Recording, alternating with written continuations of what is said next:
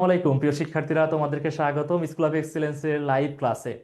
তোমাদের এইচএসসি পরীক্ষার বাংলা পরীক্ষা শেষ হয়ে গিয়েছে, ইংরেজি পরীক্ষা শেষ হয়ে গিয়েছে এবং পরবর্তী যে পরীক্ষাটা তোমাদের সামনে আছে সেটা হচ্ছে তথ্য ও যোগাযোগ প্রযুক্তি, আইসিটি পরীক্ষা।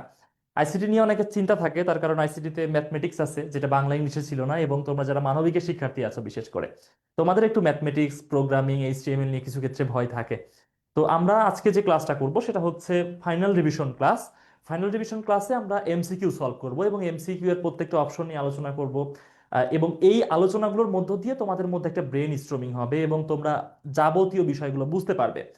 এবং যারা রিটেন নিয়ে খুব বেশি ভয় পাচ্ছ, যে আমি তো এইচটিএমএল আমার সমস্যা আছে, সি প্রোগ্রামিং আমার সমস্যা আছে, আমাদের বিগত যে ক্লাসগুলো হয়েছিল ফ্রি ক্লাস, এইচটিএমএল এর ক্লাসগুলো, সি প্রোগ্রামিং এর ক্লাসগুলো ফ্রি ক্লাস তোমাদেরকে দেওয়া হয়েছিল আমাদের ইউটিউব চ্যানেল থেকে। তোমরা সেই ফ্রি ক্লাসগুলো অবশ্যই করে নিতে পারো, আমাদের ইউটিউব চ্যানেলে গিয়ে ওই ক্লাসগুলো সার্চ দিলেই হবে। তোমরা যারা আমাদের সাথে লাইভে যুক্ত আছো, আমি একটু দেখার চেষ্টা করি কারা আছো। আমাদের নিয়মিত শিক্ষার্থী যারা আছে একাডেমিকে, যারা পেইড ব্যাচে ছিল, তারা জুমে আমাদের সাথে যুক্ত আছে, এবং যারা আমাদের লাইভ ক্লাসটা করছো, যারা আমাদের একাডেমিক ব্যাচের নিয়মিত শিক্ষার্থী ছিল না, তারা অবশ্যই ফেসবুকে যুক্ত আছো।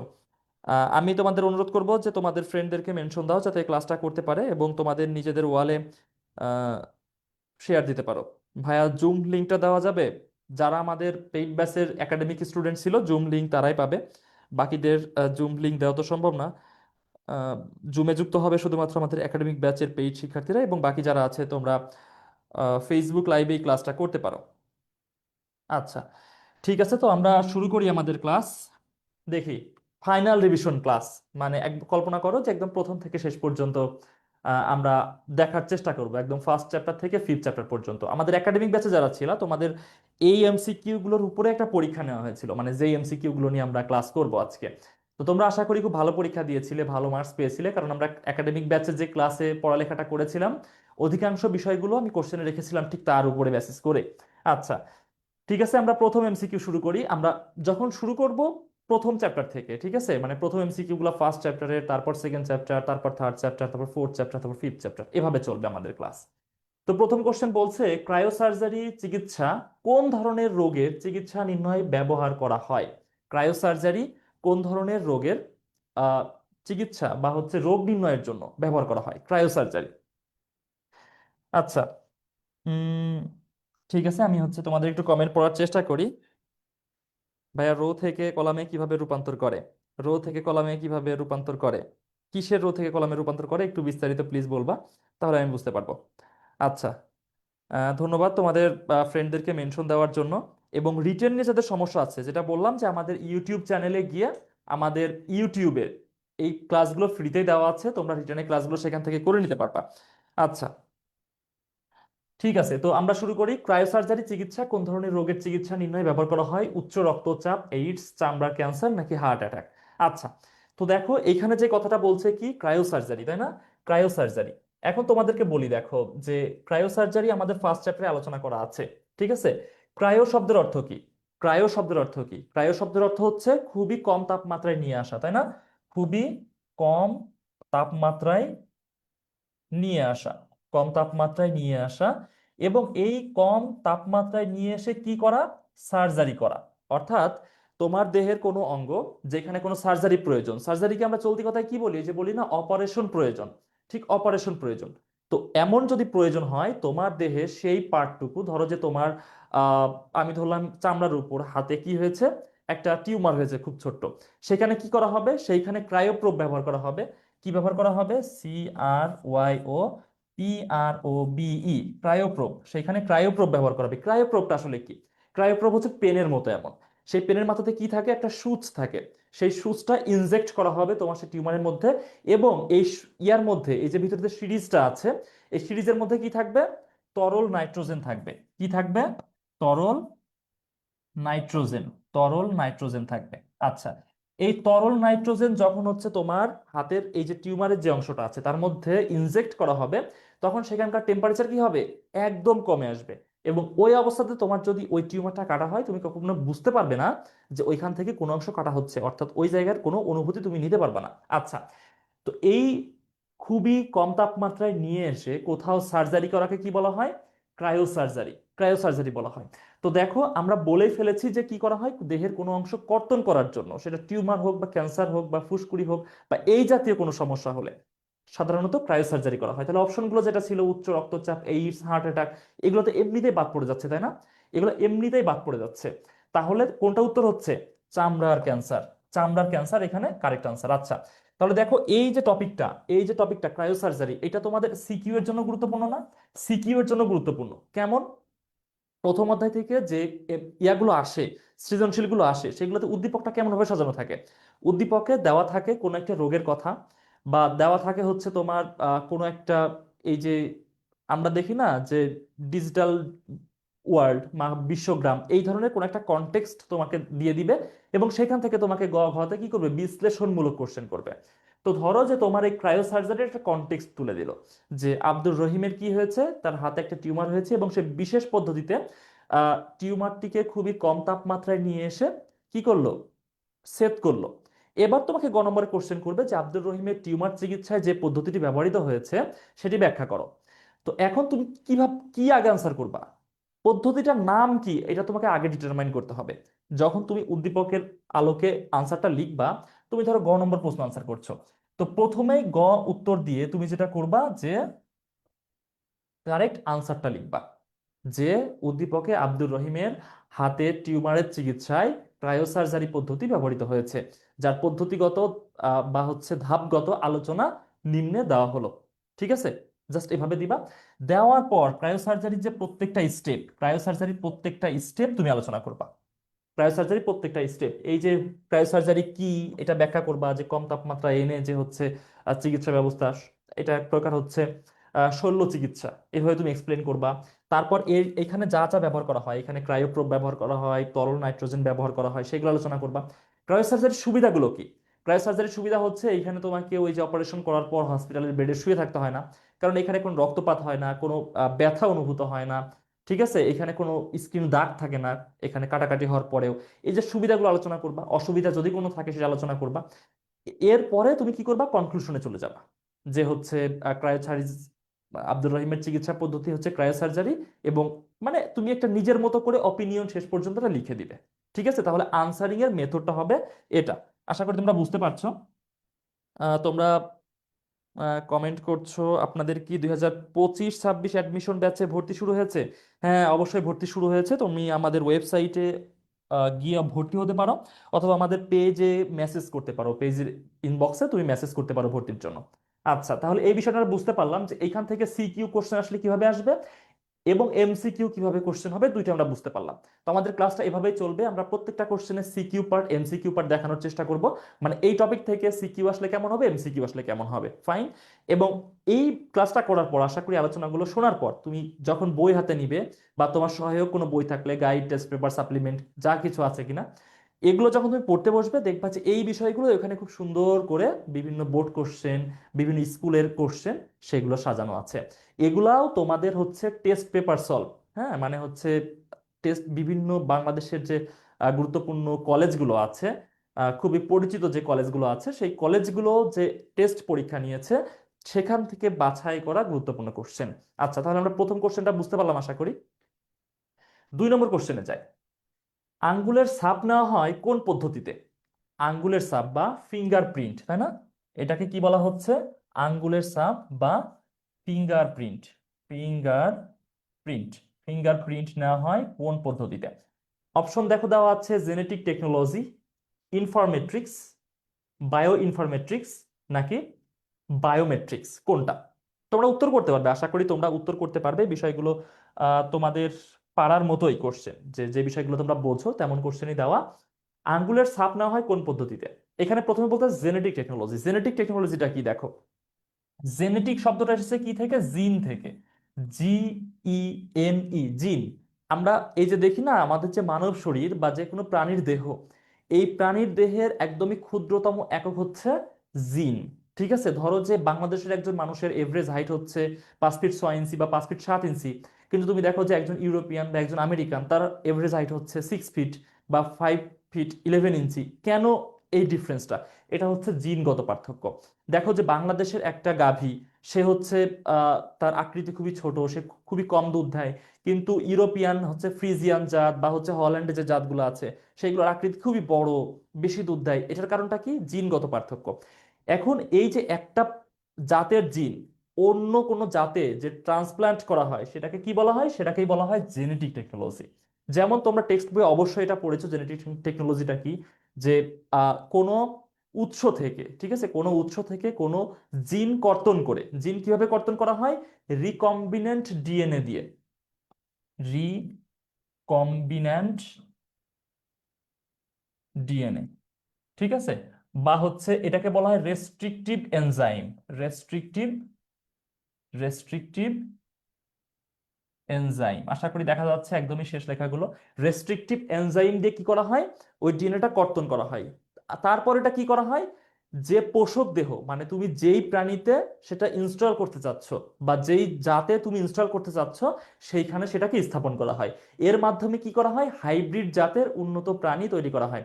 যেমন দেখো বাংলাদেশে এখন কি করা হচ্ছে, মানে যে ক্রস পদ্ধতিতে ফ্রিজিয়ান জাতের গরু বা হচ্ছে এই যে বিদেশি জাতের মুরগি এগুলা উৎপাদন করা হচ্ছে, এগুলা মূলত জেনেটিক টেকনোলজির মাধ্যমে, অর্থাৎ এক ধরনের জিন অন্য প্রাণীর গায়ে স্থাপন করা, এটাই হচ্ছে কি জেনেটিক টেকনোলজি। তাহলে আঙ্গুলের ছাপ নেওয়ার সাথে এর কোনো সম্পর্ক নাই, বাট জেনেটিক টেকনোলজি কি এটা তোমাকে জানতে হবে, তার কারণ কি এটা টেক্সট বুকের একটা পার্ট। আধুনিক বিজ্ঞানে তথ্য প্রযুক্তির যে অবদান সেগুলো আমাদের টেক্সট বইয়ে কি আলোচনা করা আছে না? তার মানে তোমাকে এটা জানতে হবে, রিটেন লেখার জন্য জানতে হবে, এমসিকিউ এর জন্য জানতে হবে। আমি এখানে কোশ্চেন দিয়েছি হচ্ছে আঙ্গুলের ছাপ নেওয়াতে, বাট তোমার তো পরীক্ষাতে এটাই আসবে তার কোনো গ্যারান্টি নাই, তোমাকে এটাও থেকে কোশ্চেন আসতে পারে যে রেস্ট্রিকটিভ এনজাইম ব্যবহার করা হয় কোন পদ্ধতিতে, অপশন দিলে এই চারটা, তখন তোমার উত্তর হবে কোনটা? জেনেটিক টেকনোলজিতে। আচ্ছা, 2 নম্বরে কি আছে? ইনফরমেট্রিক্স। ইনফরমেট্রিক্স মানে কি? ইনফরমেট্রিক্স বলতে বোঝায় তথ্য বিজ্ঞান, তথ্য বিজ্ঞান। আচ্ছা, অর্থাৎ বিশাল সংখ্যক তথ্য সংগ্রহ এবং সেগুলা কি করা? অ্যানালাইসিস করা। এটা হচ্ছে তথ্য বিজ্ঞানের কাজ বা ইনফরমেটিক্স এর কাজ। তো আঙ্গুলের ছাপ নেওয়ার সাথে এদের কোনো সম্পর্ক নাই। এবার আসতেছে কি বায়ো ইনফরমেট্রিক্স। সেম, সামনে কি যুক্ত হয়েছে? বায়ো। বায়ো বলতে আমরা কি বুঝি? জীব, ঠিক আছে। বায়ো বলতে আমরা বুঝি হচ্ছে জীব।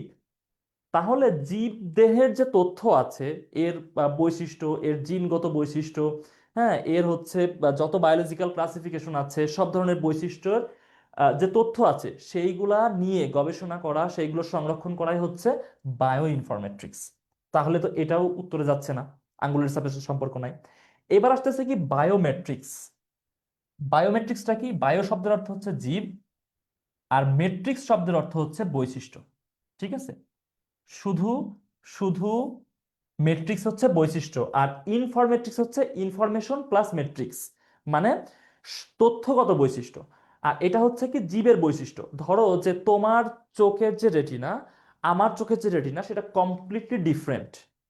তোমার যে আঙ্গুলের ছাপ, আমার আঙ্গুলের যে ছাপ সেটা কমপ্লিটলি ডিফারেন্ট, ঠিক আছে। তারপর হচ্ছে তোমার যে হচ্ছে ফেসের আকৃতি, আমার যে ফেসের আকৃতি, এটা কমপ্লিটলি ডিফারেন্ট, এটা কখনো সেম হবে না, ঠিক আছে।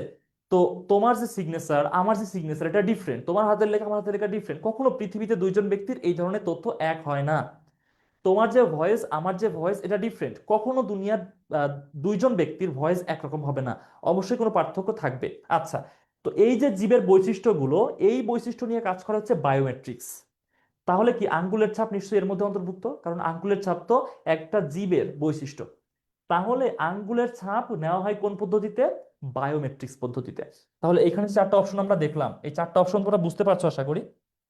এই চারটা অপশন নিয়ে কোনো সমস্যা নাই। এখন দেখো পরীক্ষাতে তোমার যে বায়োমেট্রিক্স থেকে কোশ্চেন করবে, এই গ্যারান্টি দুনিয়া থেকেও দিতে পারবে না।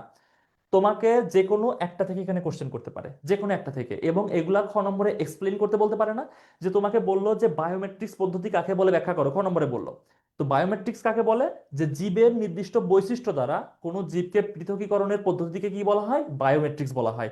তারপর তুমি এক্সপ্লেন করবা যে কি কি মাধ্যমে বায়োমেট্রিক্স নেওয়া হয়, আঙ্গুলের ছাপের মাধ্যমে, ভয়েস রিকগনিশনের মাধ্যমে, আইরিস বা রেটিনা স্ক্যানের মাধ্যমে, সিগনেচার ভেরিফিকেশনের মাধ্যমে, ফেস রিকগনিশনের মাধ্যমে। এই যে পদ্ধতিগুলোর মাধ্যমে বায়োমেট্রিক্স নেওয়া হয়, এই বিষয়টা তোমরা বুঝতে পারবা, ঠিক আছে। তাহলে কি ক্লিয়ার? এখান থেকে রিটেন কেমন আসতে পারে, এমসিকিউ কেমন আসতে পারে, আশা করি বোঝা যাচ্ছে।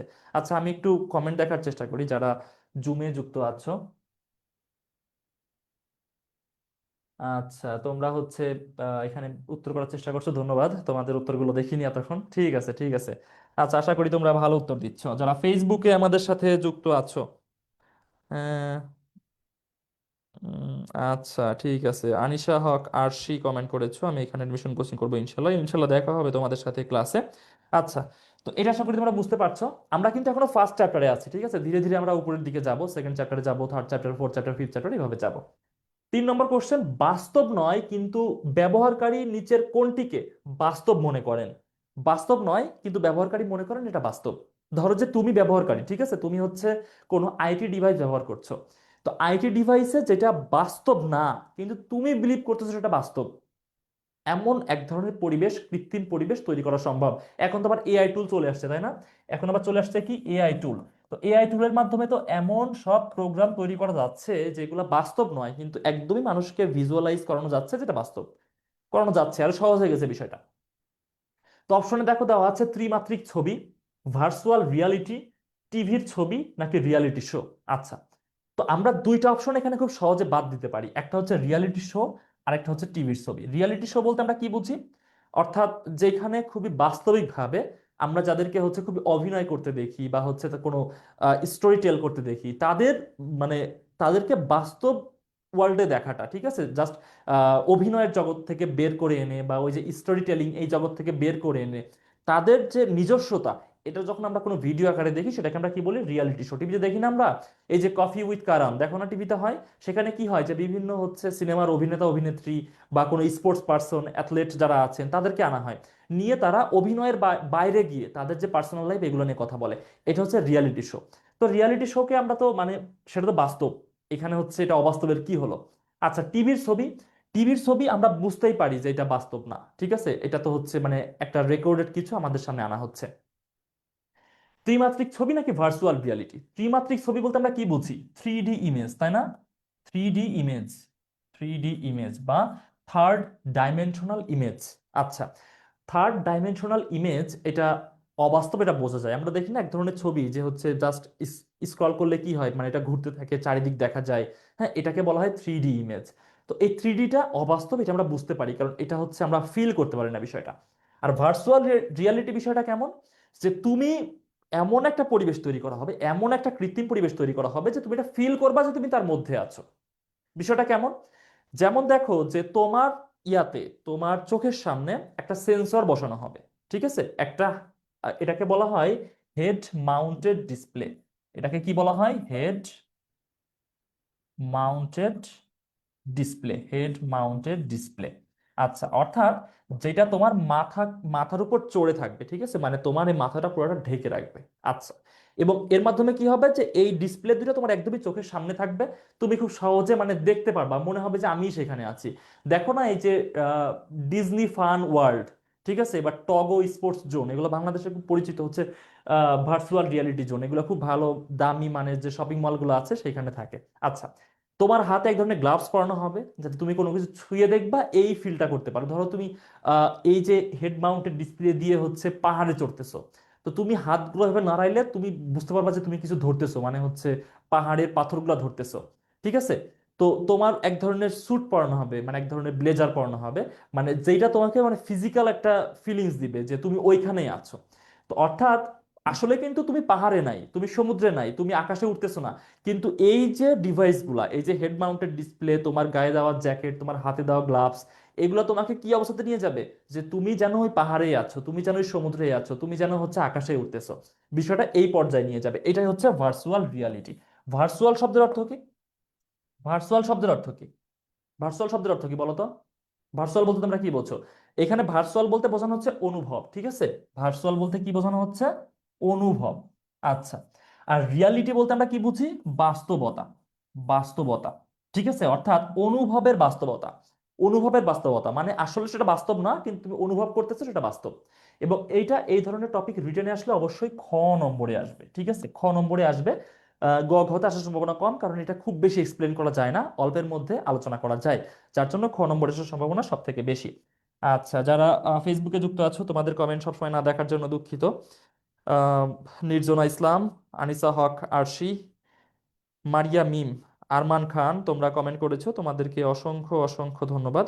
আচ্ছা, ঠিক আছে, 4 নম্বর কোশ্চেন দেখি। আর্টিফিশিয়াল ইন্টেলিজেন্স হচ্ছে, আর্টিফিশিয়াল ইন্টেলিজেন্স না, আমি তো মনে করি যে বর্তমান সময়ে সব থেকে আলোচিত যে বিষয়টা, বর্তমান সময়ে সব থেকে যে আলোচিত বিষয়টা সেটা হচ্ছে এআই। বিভিন্ন রকম এআই টুলস আছে না, যেমন চ্যাট জিপিটি, জেমিনি, কোপাইলট, তারপর আর কি আছে, আর ডিপসিক, আরো অনেক এআই টুল আছে, অনেক। সারা বিশ্বে প্রচুর পরিমাণে এআই টুল ছড়াই গেছে।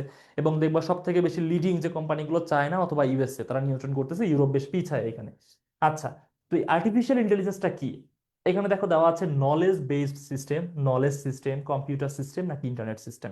আর্টিফিশিয়াল ইন্টেলিজেন্স বিষয়টা আসলে কি? দেখো, যে আমরা কোশ্চেন করি, উত্তর দিয়ে দেয়। কিভাবে করে? আমি যদি তোমাকে কোশ্চেন করি যে তোমার নাম কি, তুমি উত্তর করতে পারবা, ফাইন। তোমাকে যদি কোশ্চেন করি আজকে সকালে কি দিয়ে নাস্তা করেছো, তুমি উত্তর করতে পারবা, ফাইন। কারণ তোমার মধ্যে কি আছে? চিন্তা করার ক্ষমতা আছে, তোমার মধ্যে ইন্টেলিজেন্স আছে। বাট এই কম্পিউটার প্রোগ্রামগুলো এমনভাবে ডেভেলপ করা হয়েছে যার মধ্যে নিজস্ব চিন্তা করার ক্ষমতা আছে। এটা হচ্ছে কি, কৃত্রিমভাবে যেহেতু তৈরি করা, এর জন্য এটার নাম হচ্ছে আর্টিফিশিয়াল ইন্টেলিজেন্স বা কৃত্রিম বুদ্ধিমত্তা। বাংলাতে কি বলা হয় এটাকে? কৃত্রিম বুদ্ধিমত্তা, কৃত্রিম বুদ্ধিমত্তা। আচ্ছা, তো এখন এখানে যে অপশন দেওয়া, তার মধ্যে দেখো, ইন্টারনেট সিস্টেম তো কোনো অবস্থাতেই না, তাই না? ইন্টারনেট সিস্টেম বলতে আমরা কি বুঝি? যে তুমি একটা ওয়েবে কানেক্টেড থাকবা, যে ওয়েবটা কি সারা বিশ্বে জালের মতো ছড়িয়ে আছে, এর মধ্যে তুমি যদি থাকো, সেটাকে আমরা বলবো ইন্টারনেট সিস্টেম, তাহলে না। কম্পিউটার সিস্টেম তো কোনো অবস্থাতেই না, কারণ এটা হচ্ছে, কম্পিউটার সিস্টেম বলতে আমরা কি বুঝি? মানে সাধারণত কম্পিউট যে করতে পারে এই ধরনের ডিভাইসকে আমরা বলি কি, কম্পিউটার সিস্টেম। এটা তো নাই। নলেজ সিস্টেম নাকি নলেজ বেসড সিস্টেম, এটা নলেজ সিস্টেম না, ঠিক আছে? কারণ নলেজ তো একটা সফট জিনিস, মানে এটা অ্যাবস্ট্রাক্ট জিনিস, এটা তুমি কখনো বুঝতে পারো না, ধরতে পারো না, এমন একটা বিষয়, এটা না। বাট এটা হচ্ছে নলেজ বেসড সিস্টেম, মানে নলেজের উপর বেস করে এখানে কি করা হয়েছে, প্রোগ্রামিং করা হয়েছে। মানে বিষয়টা এমন যে এ বাইরে থেকে তথ্য কালেক্ট করতে পারে। যেমন ধরো, তোমাকে আমি যদি কোশ্চেন করি আজারবাইজানের রাজধানীর নাম কি, ধরো তুমি জানো না, তুমি কি করবা, কোনো একটা বই খুলবা, বা তুমি একটু গুগল করবা যে আজারবাইজানের রাজধানীর নাম কি, এটা টাইপ করে সার্চ করবা। এরপর তুমি যদি শোনো যে আজারবাইজানের রাজধানীর নাম হচ্ছে বাকু, তোমার কি এটা মাথায় থাকলো না, মনে থাকলো না বিষয়টা? এআই হচ্ছে ঠিক এমন। এ কি করে, তুমি যখন কোশ্চেন করবা, খুব জটিল কোশ্চেন করবা, তুমি বলবা যে ডক্টর মোহাম্মদ ইউনূস সরকার এই সম্পর্কে তথ্য দিতে, সে দেখবে একটু টাইম নিবে, জাস্ট সামান্য টাইম নিবে। এই টাইমের মধ্যে সে কি করবে, বিভিন্ন ওয়েবসাইটে ঘুরবে, বিভিন্ন নিউজ পেপারের ওয়েবসাইট, বিভিন্ন হচ্ছে জার্নাল আর্টিকেল, অনেক জায়গাতে সে ঘুরবে, ঘুরে তথ্য এনে তোমাকে দিয়ে দিবে। মানে বিষয়টা কি তোমার মতোই না? তোমাকে জিজ্ঞাসা করলাম আজারবাইজানের রাজধানীর নাম কি, তুমি কি করলা, বিভিন্ন বইপত্র দেখে গুগল করে আমাকে বললা, ও কিন্তু ওইভাবে করে। ঠিক আছে, এটা হচ্ছে কি নলেজ বেসড সিস্টেম। আবার এই যে তোমাকে একবার তথ্য দিল, এই তথ্য সে ভুলবে না, সে মনে রাখবে। এই তথ্য সে মনে রাখবে, অন্য কেউ যখন কোশ্চেন করবে সে আর ওই ওয়েবে ঘুরবে না, তার মাথায় ওটা থেকে যাবে, সেভ থাকবে অটো, সে ওখান থেকে তথ্য দিয়ে দিবে। বাট সবাইকে দিবে ডিফারেন্ট ভাবে, এটা হচ্ছে কথা। তাহলে তোমরা বুঝতে পারলা যে আর্টিফিশিয়াল ইন্টেলিজেন্স হচ্ছে কি, একটা নলেজ বেসড সিস্টেম। ফাইন। আচ্ছা, 5 নম্বর কোশ্চেন, 5 নম্বর কোশ্চেনে বলছে যে প্রসপেক্টর নিচের কোন কাজে ব্যবহার করা হয়? প্রসপেক্টর নিচের কোন কাজে ব্যবহার করা হয়? কৃত্রিম বুদ্ধিমত্তা, খনিজ সম্পদ খোঁজা, স্পেলিং একটু সামান্য ভুল আছে, সমুদ্র অভিযান নাকি মহাকাশযান। প্রসপেক্টর নিচের কোন কাজে ব্যবহার করা হয়? প্রসপেক্টর। আচ্ছা, প্রসপেক্টর, প্রসপেক্ট, প্রসপেক্ট বলতে আমরা কি বুঝি? সাধারণত অনুসন্ধান, এমন কিছু বুঝি। আর প্রসপেক্টর যখন হয়ে যাচ্ছে, তার মানে কি, অনুসন্ধানী কাজ, অনুসন্ধানী কাজ, অনুসন্ধানী কাজ। প্রসপেক্টর বলতে আমরা বুঝি কি, অনুসন্ধানী কাজ। আচ্ছা, তো এর মধ্যে তাহলে কোনটা দেখে মনে হচ্ছে যে প্রসপেক্টর হতে পারে? কৃত্রিম বুদ্ধিমত্তা, খনিজ সম্পদ খোঁজা, সমুদ্র অভিযান নাকি মহাকাশ যান, কোনটা? আচ্ছা, 5 নম্বর উত্তর করার চেষ্টা করো, তোমরা যারা ফেসবুকে যুক্ত আছো। একটু মনে হয় স্ট্রিমিং ফেসবুক একটু দেরিতে যায়, যে কারণে একটু দেরিতে উত্তর করো তোমরা। আচ্ছা, তো প্রসপেক্টর কোন কাজে ব্যবহার করা হয়? দেখো, আমরা এটা খুব সহজে উত্তর করা যায়, কারণ বাকি অপশনগুলো সহজে বাদ দিতে পারবে তুমি। আমরা যে ইয়াগো স্যাটেলাইট গুলো পাঠাই না, এগুলা কি কাজ করে? এরা যে কাজগুলো করে সেটা হচ্ছে যে আবহাওয়ার তথ্য দেয়, বা কোনো দ্বীপ কোথায় জেগে গেছে নাকি সেটা খেয়াল রাখে, কোথায় কোন সামরিক জাহাজ চলতেছে, সামরিক বিমান চলতেছে, এটা খেয়াল রাখে, কোন দিকে কোন ড্রোন ঢুকে যাচ্ছে এক দেশের ড্রোন অন্য দেশে, এটা খেয়াল রাখে, যুদ্ধ বিমান কখন ঢুকে যাচ্ছে এটা খেয়াল রাখে। তার মানে কি, তার কাজই হচ্ছে গোয়েন্দাগিরি করা। তার কাজই কি, গোয়েন্দাগিরি করা এক কথায়, ঠিক আছে, এরা গোয়েন্দা হিসেবে কাজ করে। তো এই যে মহাকাশযান আছে, এই মহাকাশযানে সাধারণত প্রসপেক্টর ব্যবহার করা হয় এই ধরনের গোয়েন্দাগিরি করার জন্য। তাহলে প্রসপেক্টর ব্যবহার করা হয় কি, মহাকাশযানে। তাছাড়া কৃত্রিম বুদ্ধিমত্তাতে না, খনিজ সম্পদে না, সমুদ্র অভিযানে না। এগুলো সহজে তুমি বাদ দিতে পারো, কারণ এগুলো এক্সপ্লেন করার সুযোগ নাই। কৃত্রিম বুদ্ধিমত্তা কি সেটা এক্সপ্লেন করে ফেলেছি। আর খনিজ সম্পদ খোঁজা বা সমুদ্র অভিযান এগুলো এক্সপ্লেন করার মতো কিছু না আমাদের এই সাবজেক্টের সাথে। সঠিক উত্তর কোনটা? Option D. 6 নম্বর কোশ্চেন, মানুষের চিন্তা চেতনাকে কৃত্রিম উপায়ে কম্পিউটারের মাধ্যমে বিভিন্ন রূপে উপস্থাপন করার নামই হচ্ছে রোবোটিক্স, তথ্য যোগাযোগ প্রযুক্তি, কৃত্রিম বুদ্ধিমত্তা, নাকি ইনফরমেট্রিক্স? কোনটা? কোনটা বলো, এটা সহজ তাই না? স্যার কোন চ্যাপ্টার থেকে কয়টা সিকিউ আসবে একটু বলবেন? আচ্ছা, কোন চ্যাপ্টার থেকে কয়টা সিকিউ আসবে এটা আমরা বলে ফেলা একটু টাফ তোমাদের। যেহেতু আনসার করতে হবে 5টা কোশ্চেন, আসবে হচ্ছে 8টা কোশ্চেন, তাই না? তোমাকে 8টা সিকিউ দিবে পরীক্ষাতে। তো এটা নিশ্চিত থাকো যে ফিফথ চ্যাপ্টার যেটা আছে, প্রোগ্রামিং ভাষা, সেখান থেকে অ্যাটলিস্ট একটা। ফিফথ চ্যাপ্টার, হ্যাঁ, ফিফথ ফিফথ চ্যাপ্টার থেকে অ্যাটলিস্ট একটা। ফোর্থ চ্যাপ্টার থেকে অ্যাটলিস্ট একটা। থার্ড চ্যাপ্টার থেকে অ্যাটলিস্ট দুইটা। অ্যাটলিস্ট দুইটা, ঠিক আছে, অ্যাটলিস্ট কম করে হলেও দুইটা দিবে। একটা হচ্ছে সংখ্যা পদ্ধতির পরিবর্তন, আর একটা হচ্ছে লজিক গেট বা এর পরবর্তী যেগুলো আছে সেগুলা। আচ্ছা, আর সেকেন্ড চ্যাপ্টার থেকে অ্যাটলিস্ট একটা। ফার্স্ট চ্যাপ্টার থেকে অ্যাটলিস্ট একটা। মানে দেখো, 1 2 3 4 5 6, এই 6টা শিওর থাকো। মানে এই 6টা শিওর থাকো যে আসবেই। এর বাইরে তোমাকে আরো কয়টা দিবে? আরো দুইটা দিবে, তাই না? 8টা থাকে, 8টার মধ্যে 5টা আনসার করতে হয়। ওকে। তো এর বাইরে আসতে পারে হচ্ছে ফিফথ চ্যাপ্টার থেকে দুইটা আসার সম্ভাবনা আছে। ফিফথ থেকে দুইটা আসার সম্ভাবনা আছে। আবার সেকেন্ড থেকে একাধিক আসতে পারে। সেকেন্ড থেকে একাধিক আসতে পারে। হ্যাঁ, মানে এগুলা থেকেও দুইটা করে আসতে পারে।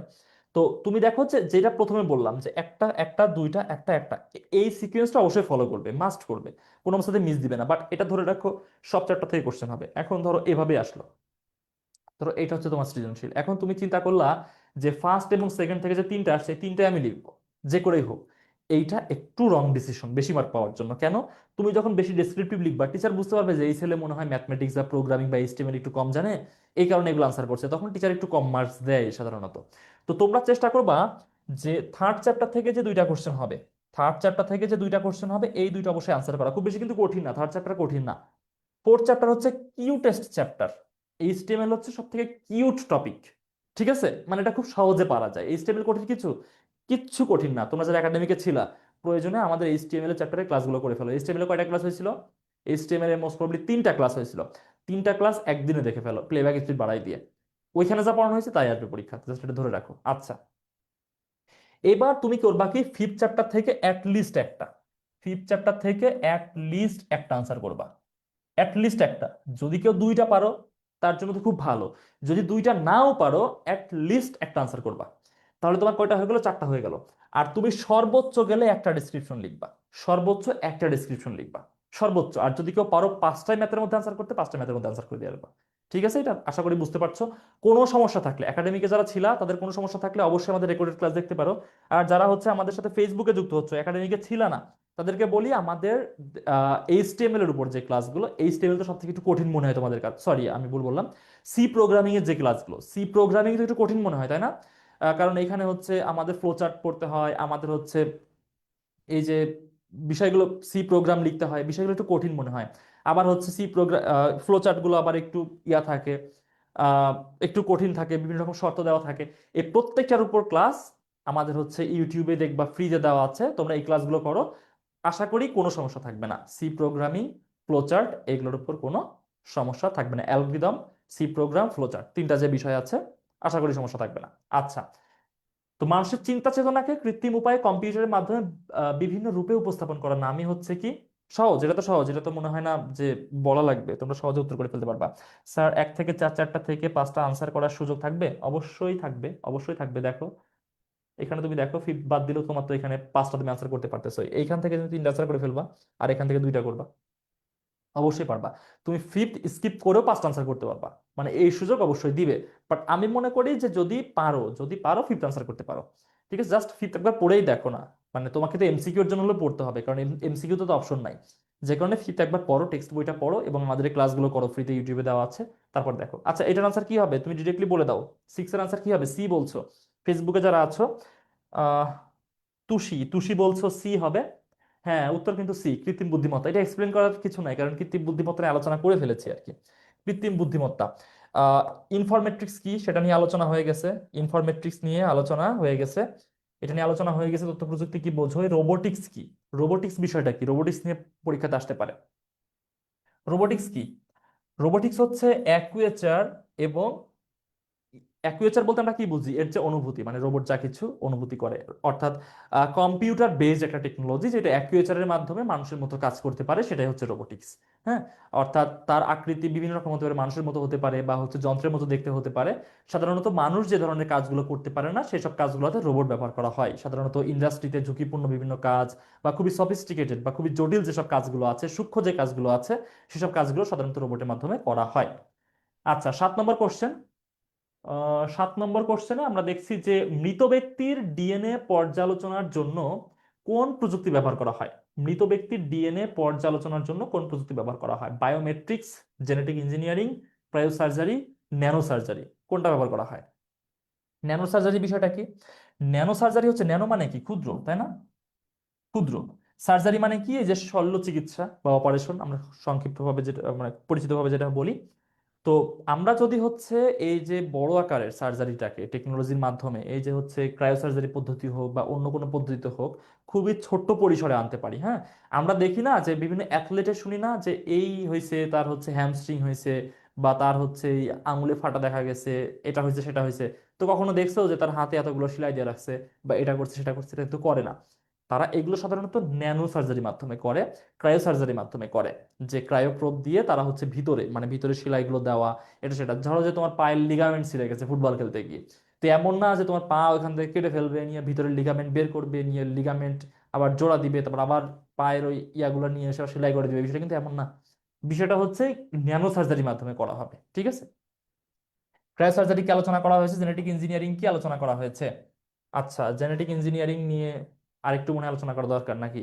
জেনেটিক ইয়া যেটা আলোচনা করলাম আমরা প্রথমেই, জেনেটিক টেকনোলজি যেটা বললাম, genetic technology, genetic engineering same, ঠিক আছে? এটা নিয়ে আলোচনা দরকার নাই। আর মৃত ব্যক্তির ডিএনএ শনাক্ত করা হয় কিসের মাধ্যমে? মূলত হচ্ছে বায়োমেট্রিক্সের মাধ্যমে। বায়োমেট্রিক্সের মাধ্যমে, ঠিক আছে? অর্থাৎ আহ, মৃত ব্যক্তিতে হচ্ছে যখন আমরা ডিএনএ দেখি, একটা ব্যক্তির ডিএনএ মিলবে কার সাথে? তার অবশ্যই পরিবারের সদস্যদের সাথে বা তার সাথে যাদের ব্লাড কানেকশন আছে তাদের সাথে। এর বাইরে কারোর সাথে মেলার কোনো সুযোগ নাই, ঠিক আছে? আচ্ছা, তাহলে দেখো প্রথম চ্যাপ্টার থেকে আমরা 7টা কোশ্চেন ইতিমধ্যে দেখে ফেলেছি, সবগুলো হচ্ছে প্রথম চ্যাপ্টার থেকে। এই বিষয়গুলো এখন বুঝতে পারছো তোমরা, আশা করি, কোন ধরনের কোশ্চেন প্রথম চ্যাপ্টার থেকে হবে। 8 নম্বর কোশ্চেন, পলিথিন ফাইবার প্রবৃত্তি কোন পদ্ধতিতে প্রস্তুত করা হয়? Polythene fibre. আচ্ছা, পলিথিন ফাইবার দেখেছো না? আচ্ছা, দেখো, পলিথিন একটা রাসায়নিক যৌগের নাম, তাই না? পলিথিন একটা রাসায়নিক যৌগের নাম। আর ফাইবার মানে কি? ফাইবার মানে হচ্ছে তন্তু বা সুতা, ঠিক আছে? ফাইবার বলতে আমরা কি বুঝি? সুতা। আর এই পলিথিন কি? পলিথিন হচ্ছে একটা রাসায়নিক যৌগের নাম, রাসায়নিক যৌগ, ঠিক আছে? রাসায়নিক যৌগ। আচ্ছা, এই রাসায়নিক যৌগ যেটার নাম হচ্ছে পলিথিন, এই পলিথিন ব্যবহার করে কিভাবে এই ধরনের সুতা বা এই ধরনের ফেব্রিক্স তৈরি করা হয় সেটা আমরা দেখব। সেটা হচ্ছে আহ, কোন প্রযুক্তিতে, এটা হচ্ছে কথা। বায়োমেট্রিক্স, জেনেটিক ইঞ্জিনিয়ারিং, ক্রায়োসার্জারি নাকি ন্যানো টেকনোলজি? আচ্ছা, তো দেখো, বায়োমেট্রিক্স কি বুঝেছি, জেনেটিক ইঞ্জিনিয়ারিং বুঝেছি, ক্রায়োসার্জারি বুঝেছি, বাট ন্যানো টেকনোলজি কি? ন্যানো মানে যে ক্ষুদ্র, এটা বললাম। আর টেকনোলজি হচ্ছে কি? প্রযুক্তি। অর্থাৎ কোনো বৃহৎ কিছুকে, কোনো বৃহৎ প্রযুক্তিগত বা প্রযুক্তি পণ্যকে ছোট আকারে তৈরি করাকে বলা হয় ন্যানো টেকনোলজি বা ন্যানো প্রযুক্তি। যেমন দেখো, প্রথম যখন মোবাইল ফোন আবিষ্কার করা হয়, তখন মোবাইল ফোনের আকৃতি কেমন ছিল? অনেক বড়, তাই না? হচ্ছে এই যে মার্টিন কুপার মোবাইল ফোন তৈরি করেছিলেন, যার ওজন ছিল 2 কেজি, বেশ বড় সাইজের। আচ্ছা, তারপর দেখো সেই মোবাইলের হচ্ছে স্পেস কেমন ছিল, তার মানে তার মেমোরি ধারণ ক্ষমতা কেমন ছিল? খুবই কম, খুবই কম। বাট এখন দেখো, খুবই ছোট্ট একটা মাইক্রোচিপ, যে মাইক্রোচিপটা তোমার একটা সাধারণ চালের সাইজের, মানে একটা চালের সাইজের, তোমার নখের থেকে ছোট, একটা নখের উপরে তুমি খুব সহজে রাখতে পারবা, এমন সাইজের মাইক্রোচিপ, তার ধারণ ক্ষমতা কত? সারা বিশ্বের সব ডেটা সে রাখতে পারে। অথচ দেখো, তুমি যদি কিছু না, জাস্ট 20 বছর আগে বা 15 বছর আগের মেমোরি কার্ড গুলো দেখো, আমার মোবাইল ফোনে যে মেমোরি কার্ড ব্যবহার করতাম, বেশ বড় বড়, এই ধরনের বড় বড় মেমোরি কার্ড। তার মধ্যে তথ্য থাকতো কতটুকু? 10 MB, 20 MB, 50 MB, 100 MB, এগুলো ছিল তার মেমোরি কার্ডের ধারণ ক্ষমতা। তারপর কি হলো, আরো ছোট হয়ে গেল। ধারণ ক্ষমতা কতটুকু? 2 GB, 4 GB, 8 GB, 16 GB, 32 GB, 64 GB, এমন। আর এখন কোন পর্যায়ে চলে আসছে? এখন চলে আসছে কি, তুমি নখের উপরে রাখতে পারবা এত ছোট, একটা চালের সমান ছোট, তার ধারণ ক্ষমতা হচ্ছে টেরাবাইট, মানে এমন, ঠিক আছে, 1 টেরাবাইট, 2 টেরাবাইট, 5 টেরাবাইট, এমন। তার মানে কি, বড় কিছুকে ছোট আকারে তৈরি করা টেকনোলজি পণ্য, সেটাই হচ্ছে কি ন্যানো প্রযুক্তি। তো এই যে রাসায়নিক যৌগের মাধ্যমে ফেব্রিক্স তৈরি করা হচ্ছে, ফাইবার তৈরি করা হচ্ছে, এইগুলা কি, এই ফাইবারগুলো খুবই সূক্ষ্ম। ফাইবারগুলো খুবই সূক্ষ্ম, যেমন আমরা পলিথিন ব্যবহার করি না, পলিব্যাগ ব্যবহার করি না, তো এই যে পলিব্যাগ গুলো তৈরি হয় মূলত ওই পলিথিন ফাইবার দিয়ে। তো এইগুলা কি খালি চোখে দেখতে পারো তুমি? পলিথিন যে ফাইবার দিয়ে তৈরি, সুতা দিয়ে তৈরি, বা পলিব্যাগ গুলা যে সুতা দিয়ে তৈরি, তুমি দেখতে পারো? পারো না, এত সূক্ষ্ম এগুলা যে খালি চোখে দেখা যায় না। তো এইটাই হচ্ছে মূলত ন্যানো টেকনোলজি, যে কোনো বৃহৎ প্রযুক্তি পণ্যকে ছোট আকারে তৈরি করাই হচ্ছে কি ন্যানো টেকনোলজি। তাহলে পলিথিন ফাইবার সাধারণত ন্যানো টেকনোলজির মাধ্যমে তৈরি করা হয়। তাহলে কি বিষয়টা বুঝতে পারলাম না? আর যা কিছু আলোচনা করলাম, তোমার যদি পরীক্ষাতে আসে ন্যানো টেকনোলজি কাকে বলে, খ নম্বরে আসবে, এই এক্সপ্লেনেশন গুলো দিলেই হবে, যেগুলো আমি বললাম সেগুলো দিলেই হবে। আচ্ছা, ঠিক আছে, পরের কোশ্চেনে আমরা যাই। বিশ্বগ্রামের ধারণা কত সালে সর্বপ্রথম অবতারণা হয়? 1962 সালে, 1964 সালে, 1970 সালে, 1980 সালে। আচ্ছা, বিশ্বগ্রাম ধারণা কে নিয়ে আসেন? বিশ্বগ্রাম ধারণা নিয়ে আসেন Marshall Marshall McLuhan. Marshall McLuhan, ঠিক আছে, ম্যাক স্পেলিং হচ্ছে MC, ম্যাকলুহান, মার্শাল ম্যাকলুহান। তার দুইটা বিখ্যাত বই আছে, হ্যাঁ, তিনি কিন্তু একজন ফিলোসোফার, তিনি একজন কি ফিলোসোফার। একটা হচ্ছে the Gutenberg Galaxy, the Gutenberg Galaxy, the Gutenberg Galaxy, স্পেলিংটা একটু দেখে নিও। আচ্ছা, আর 2 নম্বরটা হচ্ছে আন্ডারস্ট্যান্ডিং মিডিয়া, আন্ডারস্ট্যান্ডিং মিডিয়া। আচ্ছা, the Gutenberg Galaxy and Understanding Media, এই দুইটা বইতে তিনি প্রথম এমন একটা ওয়ার্ল্ডের কথা চিন্তা করেন, যে ওয়ার্ল্ডের সবাই খুব কানেক্টেড থাকবে, বাট নট ফিজিক্যালি, কাছাকাছি কেউ থাকবে না, সবাই খুবই দূরে দূরে অবস্থান করবে, কিন্তু সবাই কানেক্টেড থাকবে ভার্চুয়ালি, টেকনোলজির মাধ্যমে। তিনি প্রথম এই বইতে আলোচনা করেন কত সালে? 1962 সালে। এবং তিনি ওইটার নাম দেন হচ্ছে কি গ্লোবাল ভিলেজ। গ্লোবাল ভিলেজ অর্থাৎ আমরা যেমন গ্রামে গ্রামে সবার সাথে সবাই কানেক্টেড থাকি, সবার সাথে সবার দেখা হয়, মূলত সারা বিশ্বের সব মানুষের সাথে আমরা এইভাবে কানেক্টেড থাকবো, সবার সাথে দেখা হবে, এটা হচ্ছে গ্লোবাল ভিলেজ, যেটা মার্শাল ম্যাকলুহান এই দুইটা বইতে, the Gutenberg Galaxy, understanding Media, এই দুইটা বইতে আলোচনা করেন 1962 সালে। তাহলে সঠিক উত্তর কোনটা? 1962। আচ্ছা, 10 নম্বর কোশ্চেন, বিশ্বগ্রামের ধারণা সর্বপ্রথম কে প্রদান করেন? বলে ফেলেছি, আগের কোশ্চেনটাতে বলে ফেলেছি, Michael Lewis, David Foreman, Marshall McLuhan, নাকি জেমস আর্থারটন। এটা খুব সহজে পেরে যাবে, এটা আর বলারই প্রয়োজন নাই। সঠিক উত্তর হচ্ছে Marshall McLuhan. Marshall McLuhan, option C correct answer. আচ্ছা, তিনি একজন ফিলোসোফার ছিলেন, হ্যাঁ, দার্শনিক ছিলেন একজন। Okay, 11 number question, data communication প্রক্রিয়া কয়টি ধাপে সম্পন্ন হয়ে থাকে? দেখো, আমরা ফার্স্ট চ্যাপ্টার শেষ করে ফেলেছি, সেকেন্ড চ্যাপ্টারে চলে এসেছি। ডেটা কমিউনিকেশন প্রক্রিয়া কয়টি ধাপে সম্পন্ন হয়ে থাকে? 2টি, 3টি, 4টি, নাকি 5টি? ডেটা কমিউনিকেশন প্রক্রিয়া, দেখো, ডেটা কমিউনিকেশনে প্রথমে যেটা থাকে সেটা হচ্ছে উৎস। উৎস বা সোর্স, মানে ডেটার একটা কি থাকে? সোর্স থাকে, ঠিক আছে, এবং সেটা কোথায় যায়? সেটা যায় হচ্ছে ডেস্টিনেশনে। আমি ধরলাম ডেস্টিনেশন হচ্ছে এইখানে। ডেস্টিনেশন বলতে আমরা কি বুঝি? যেটা হচ্ছে তার গন্তব্য, ঠিক আছে, আমি ধরলাম গন্তব্য হচ্ছে এইখানে। কেন একটু নিচে করতেছি? কারণ আমার এখানে শেষ হবে না। আচ্ছা, গন্তব্য বা ডেস্টিনেশন, গন্তব্য বা ডেস্টিনেশন, আচ্ছা, এটা হচ্ছে তার শেষ অবস্থা। এর মধ্যে কি থাকে? এর মধ্যে যেটা থাকে, আমি একটু কালারটা চেঞ্জ করে দিই যাতে তোমরা সহজে বুঝতে পারো। এর মধ্যে থাকে একটা প্রেরক। এর মধ্যে থাকে একটা কি? প্রেরক, মানে যে সেন্ড করবে, যিনি হচ্ছেন সেন্ডার, বা যে ডিভাইসটা হচ্ছে সেন্ডার। তারপর যেটা থাকে, একটা থাকে হচ্ছে মাধ্যম, একটা থাকে মাধ্যম, মিডিয়া, সেটা হতে পারে তার মাধ্যম, সেটা হতে পারে কি তারবিহীন মাধ্যম, ঠিক আছে। আচ্ছা, এর পরে যেটা থাকে, এর পরে থাকে হচ্ছে তোমার রিসিভার বা গ্রাহক, গ্রাহক বা রিসিভার, RECEIVER, রিসিভার। আচ্ছা, এবং তারপরে হচ্ছে কি ডেস্টিনেশন। তাহলে কয়টা হচ্ছে দেখো, একটা স্টেপ, দুইটা স্টেপ, তিনটা স্টেপ, চারটা স্টেপ, পাঁচটা স্টেপ। তাহলে ডেটা কমিউনিকেশন প্রক্রিয়া কয়টি ধাপে সম্পন্ন হয়? 5টি ধাপে সম্পন্ন হয়। কারেক্ট আনসার কোনটা? কারেক্ট আনসার হচ্ছে 5 ধাপে সম্পন্ন হয়। এখন দেখো, উৎস এবং রিসিভার, উৎস এবং রিসিভার এর মধ্যে ডিজিটাল ওয়েতে ডেটা ট্রান্সমিট হয় উৎস এবং প্রেরকের প্রেরকের মধ্যে। আবার গ্রাহক এবং গন্তব্য, গ্রাহক এবং গন্তব্য এই দুইটার মধ্যেও ডিজিটাল ওয়েতে কি হয়, ডেটা ট্রান্সমিট হয়। কিন্তু বাকি যেগুলো আছে, প্রেরক, মাধ্যম, গ্রাহক, এই যে তিনটা আছে, মাঝের যে তিনটা আছে, এই মাঝের তিনটার মধ্যে কিভাবে যায়, মাঝের তিনটার মধ্যে যায় হচ্ছে অ্যানালগ ওয়েতে। অ্যানালগ ওয়েতে ডেটা ট্রান্সমিট হয়। ঠিক আছে, মাঝের তিনটা হচ্ছে অ্যানালগ, আর উৎস থেকে প্রেরক আবার গ্রাহক থেকে গন্তব্য, এই দুইটাতে ডিজিটাল ওয়েতে ডেটা ট্রান্সমিট হয়। ফাইন। তাহলে টোটাল 5টা ধাপে কি হচ্ছে, ডেটা কমিউনিকেশন প্রক্রিয়া সম্পন্ন হচ্ছে 5টা ধাপে। ঠিক আছে। আচ্ছা, 11D বলেছে সবাই, ধন্যবাদ। মাসুমা আক্তার, আরমান খান, তোমরা উত্তর করছো, তোমাদেরকে ধন্যবাদ। আমাদের নিয়মিত যারা স্টুডেন্ট আছো, তাদের তাদের হচ্ছে আমি কমেন্ট মাঝে মাঝে দেখছি, কিন্তু তোমাদের নাম বলছি না, কারণ তোমাদের নাম প্রচুর প্রচুর প্রচুর পরিমাণে ক্লাসে আমরা বলেছি, যে কারণে প্রত্যেকবার বলার প্রয়োজনীয়তা দেখছি না। তোমরা সবসময় এই কাছের স্টুডেন্ট আমাদের। আচ্ছা, 12 নম্বর কোশ্চেন, মোবাইল ফোন ডেটা কমিউনিকেশনের কোন পদ্ধতির অন্তর্ভুক্ত? মোবাইল ফোন ডেটা কমিউনিকেশনের কোন পদ্ধতির অন্তর্ভুক্ত? Simplex mode, half duplex, full duplex, simple mode, কোনটা? দেখো, সবার আগে তুমি খুব সুন্দর করে বাদ দিয়ে দাও সিম্পল মোড। কারণ কি, ডেটা কমিউনিকেশন পদ্ধতি বলছে। পদ্ধতি মানে কি? পদ্ধতি মানে হচ্ছে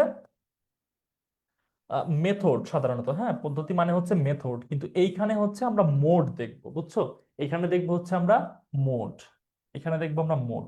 তাহলে ডেটা কমিউনিকেশন, কোন ডেটা কোন দিকে প্রবাহিত হচ্ছে, এইটার উপর ডিপেন্ড করে 3 ভাগে ভাগ করা হয়েছে। একটা হচ্ছে সিমপ্লেক্স, একটা হাফ ডুপ্লেক্স, আর একটা হচ্ছে ফুল ডুপ্লেক্স। তাহলে এইখানে আমাদের সিম্পল মোড যেটা, এমন কোনো মোডই নাই, এটা বাদ। এই তিনটার মধ্যে দেখবো সিমপ্লেক্স কি। সিমপ্লেক্স হচ্ছে যেটা একদিক থেকে প্রবাহিত হয়, অন্যদিকে ফেরার আর কোনো ওয়ে নাই। ধরো যে এইখানে আমি হচ্ছে টিভি দেখছি বসে বসে, ঠিক আছে, বা রেডিও শুনছি। টিভি আমাকে কি দিচ্ছে, ডেটা দিচ্ছে না, আমি দেখছি না, টিভিটা এনজয় করছি আমি। বাট আমি কি টিভিকে কিছু দিতে পারছি? আমার কথা টিভি কি শুনতে পারছে? শুনতে পারছে না। যদিও এখন অ্যান্ড্রয়েড টিভি চলে আসছে, অনেক কিছুই করা যাচ্ছে, হ্যাঁ, কিন্তু লিটারালি টিভি বলতে আমরা যে কনসেপ্টের মধ্যে আছি, এইখানে শুধুমাত্র আমরা কি করতে পারি, ডেটা নিতে পারি, ডেটা দিতে পারি না, অর্থাৎ একমুখী। বিষয়টা কি, একমুখী, একমুখী। এটা হচ্ছে মূলত সিমপ্লেক্স। টিভি বা রেডিওতে এভাবে চলে, ঠিক আছে, মানে একমুখী। টিভিতে বা রেডিওতে যেভাবে চলে, সেটাকে আমরা কি বলি, একমুখী। 2 নম্বরে আছে কি, হাফ ডুপ্লেক্স। হাফ ডুপ্লেক্স হচ্ছে দ্বিমুখী, দুই দিক থেকে ডেটা আদান প্রদান করা যাবে, কিন্তু একই সাথে যাবে না। যেমন আমরা দেখি না, অর্ধ দ্বিমুখী, এটাকে বাংলাতে কি বলে, অর্ধ দ্বিমুখী। আমরা দেখি না যে পুলিশের কাছে বা কোনো সিকিউরিটি ফোর্সের কাছে ওয়াকি টকি থাকে না, ওয়াকি টকি, ঠিক আছে, ওয়াকি টকি। আচ্ছা, ওয়াকি টকি। আচ্ছা, এই ওয়াকি টকিতে কোনো কোনো চার্জ লাগে না, বুঝছো, মানে কোনো টাকা পয়সা খরচ হয় না। এটা ডিস্টেন্স দেওয়া থাকে 2 কিলোমিটার খুব সম্ভবত। এই 2 কিলোমিটার মধ্যে তুমি ফ্রিতে ব্লুটুথের মাধ্যমে কথা বলতে পারবা। কিন্তু ওয়াকি টকির সমস্যাটা কি? ওয়াকি টকির সমস্যা হচ্ছে যে একই সাথে বলা যায় না। আমি বলবো, শেষ হবে, তারপর তুমি বলবা। যেমন আমরা দেখি না যে ট্রাফিক সিগন্যালে দাঁড়ায় আছে ট্রাফিক পুলিশ, সে বলতেছে, আরে অমুক ভাই বললো যে, আরে রহিম ভাই, আপনি এখানে আটকান, এই দিক থেকে একটা ভিআইপি গাড়ি আসতেছে, এটা ছাড়তে হবে। ওভার, শেষ করে দেয়। তারপর রহিম ভাই কি বলে, আচ্ছা ঠিক আছে আমি আটকাচ্ছি, ভিআইপি পাস হলে আমাকে জানায়। ওভার। অর্থাৎ একই সাথে তুমি কথা বলতে পারবে না। কথা বলতে হবে কিভাবে, একজন কথা শেষ করবে, তারপর আরেকজন কথা বলবে। ফাইন। এটা হচ্ছে কি, হাফ ডুপ্লেক্স বা অর্ধদ্বিমুখী, যেমন ওয়াকি টকিতে বলা হয়। ফুল ডুপ্লেক্স কি, তুমিও কথা বলতে পারবা, অপর প্রান্তে যে আছে সেও কথা বলতে পারবে, এটা হচ্ছে ওয়াকি টকি, সরি, বা ফুল ফুল ডুপ্লেক্স মোড। এটাকে কি বলা হয়, দ্বিমুখী। এটা ওয়াকি টকি না, কিন্তু এটা হচ্ছে দ্বিমুখী। যেমন হচ্ছে মোবাইল ফোন, যেমন হচ্ছে কি, মোবাইল ফোন, দুইজন একই সাথে কথা বলতে পারবা, ঠিক আছে, সে কথা বলতেছে, তুমি কথা বলতেছো, কোনো সমস্যা নেই, দুইজন একইভাবে কথা বলতে পারবা। সেটা হচ্ছে কি, দ্বিমুখী বা ফুল ডুপ্লেক্স মোড। এখন এখানে কি বলছে দেখো, এখানে বলছে হচ্ছে মোবাইল ফোন। তাহলে কি সহজে আমরা আনসার নিতে পারি কোনটা? আনসার নিতে পারি, এটা হচ্ছে ফুল ডুপ্লেক্স, এটা হচ্ছে ফুল ডুপ্লেক্স। কি বুঝতে পারছো এটা? Full duplex. সেকেন্ড চ্যাপ্টার সব থেকে বেশি গুরুত্বপূর্ণ কিসের জন্য? সেকেন্ড চ্যাপ্টার সব থেকে বেশি গুরুত্বপূর্ণ এমসিকিউ এর জন্য, খুবই গুরুত্বপূর্ণ। এখান থেকে অনেকগুলো এমসিকিউ হওয়ার সুযোগ থাকে, কারণ খুবই তথ্যমূলক এগুলা। আর তোমাকে কোশ্চেন করতে পারে যে ডেটা প্রবাহের দিকের উপর ভিত্তি করে ডেটা কমিউনিকেশনকে কয় ভাগে ভাগ করা হয়েছে? তিন ভাগে আলোচনা করতে বলতে পারে, আলোচনা করবা। আচ্ছা, 13 নম্বর কোশ্চেন। এটা ক্লোর না, এখানে স্পেলিং একটু ভুল আছে, এটা হবে কোর। হ্যাঁ, এটা হবে কোর। কোর ক্ল্যাডিং বাফার আবরণ দিয়ে নিম্নের কোনটি তৈরি হয়? Optical fibre, twisted pair, coaxial নাকি হাব, কোনটা তৈরি হয় বলো? আচ্ছা, তো এখন দেখো যে যে বিষয়টা এখানে আছে, হাব। হাব বলতে আমরা কি বুঝি? হাব হচ্ছে যেইখানে, হাব হচ্ছে যেইখানে বিভিন্ন ডিভাইস কানেক্ট করা যায়।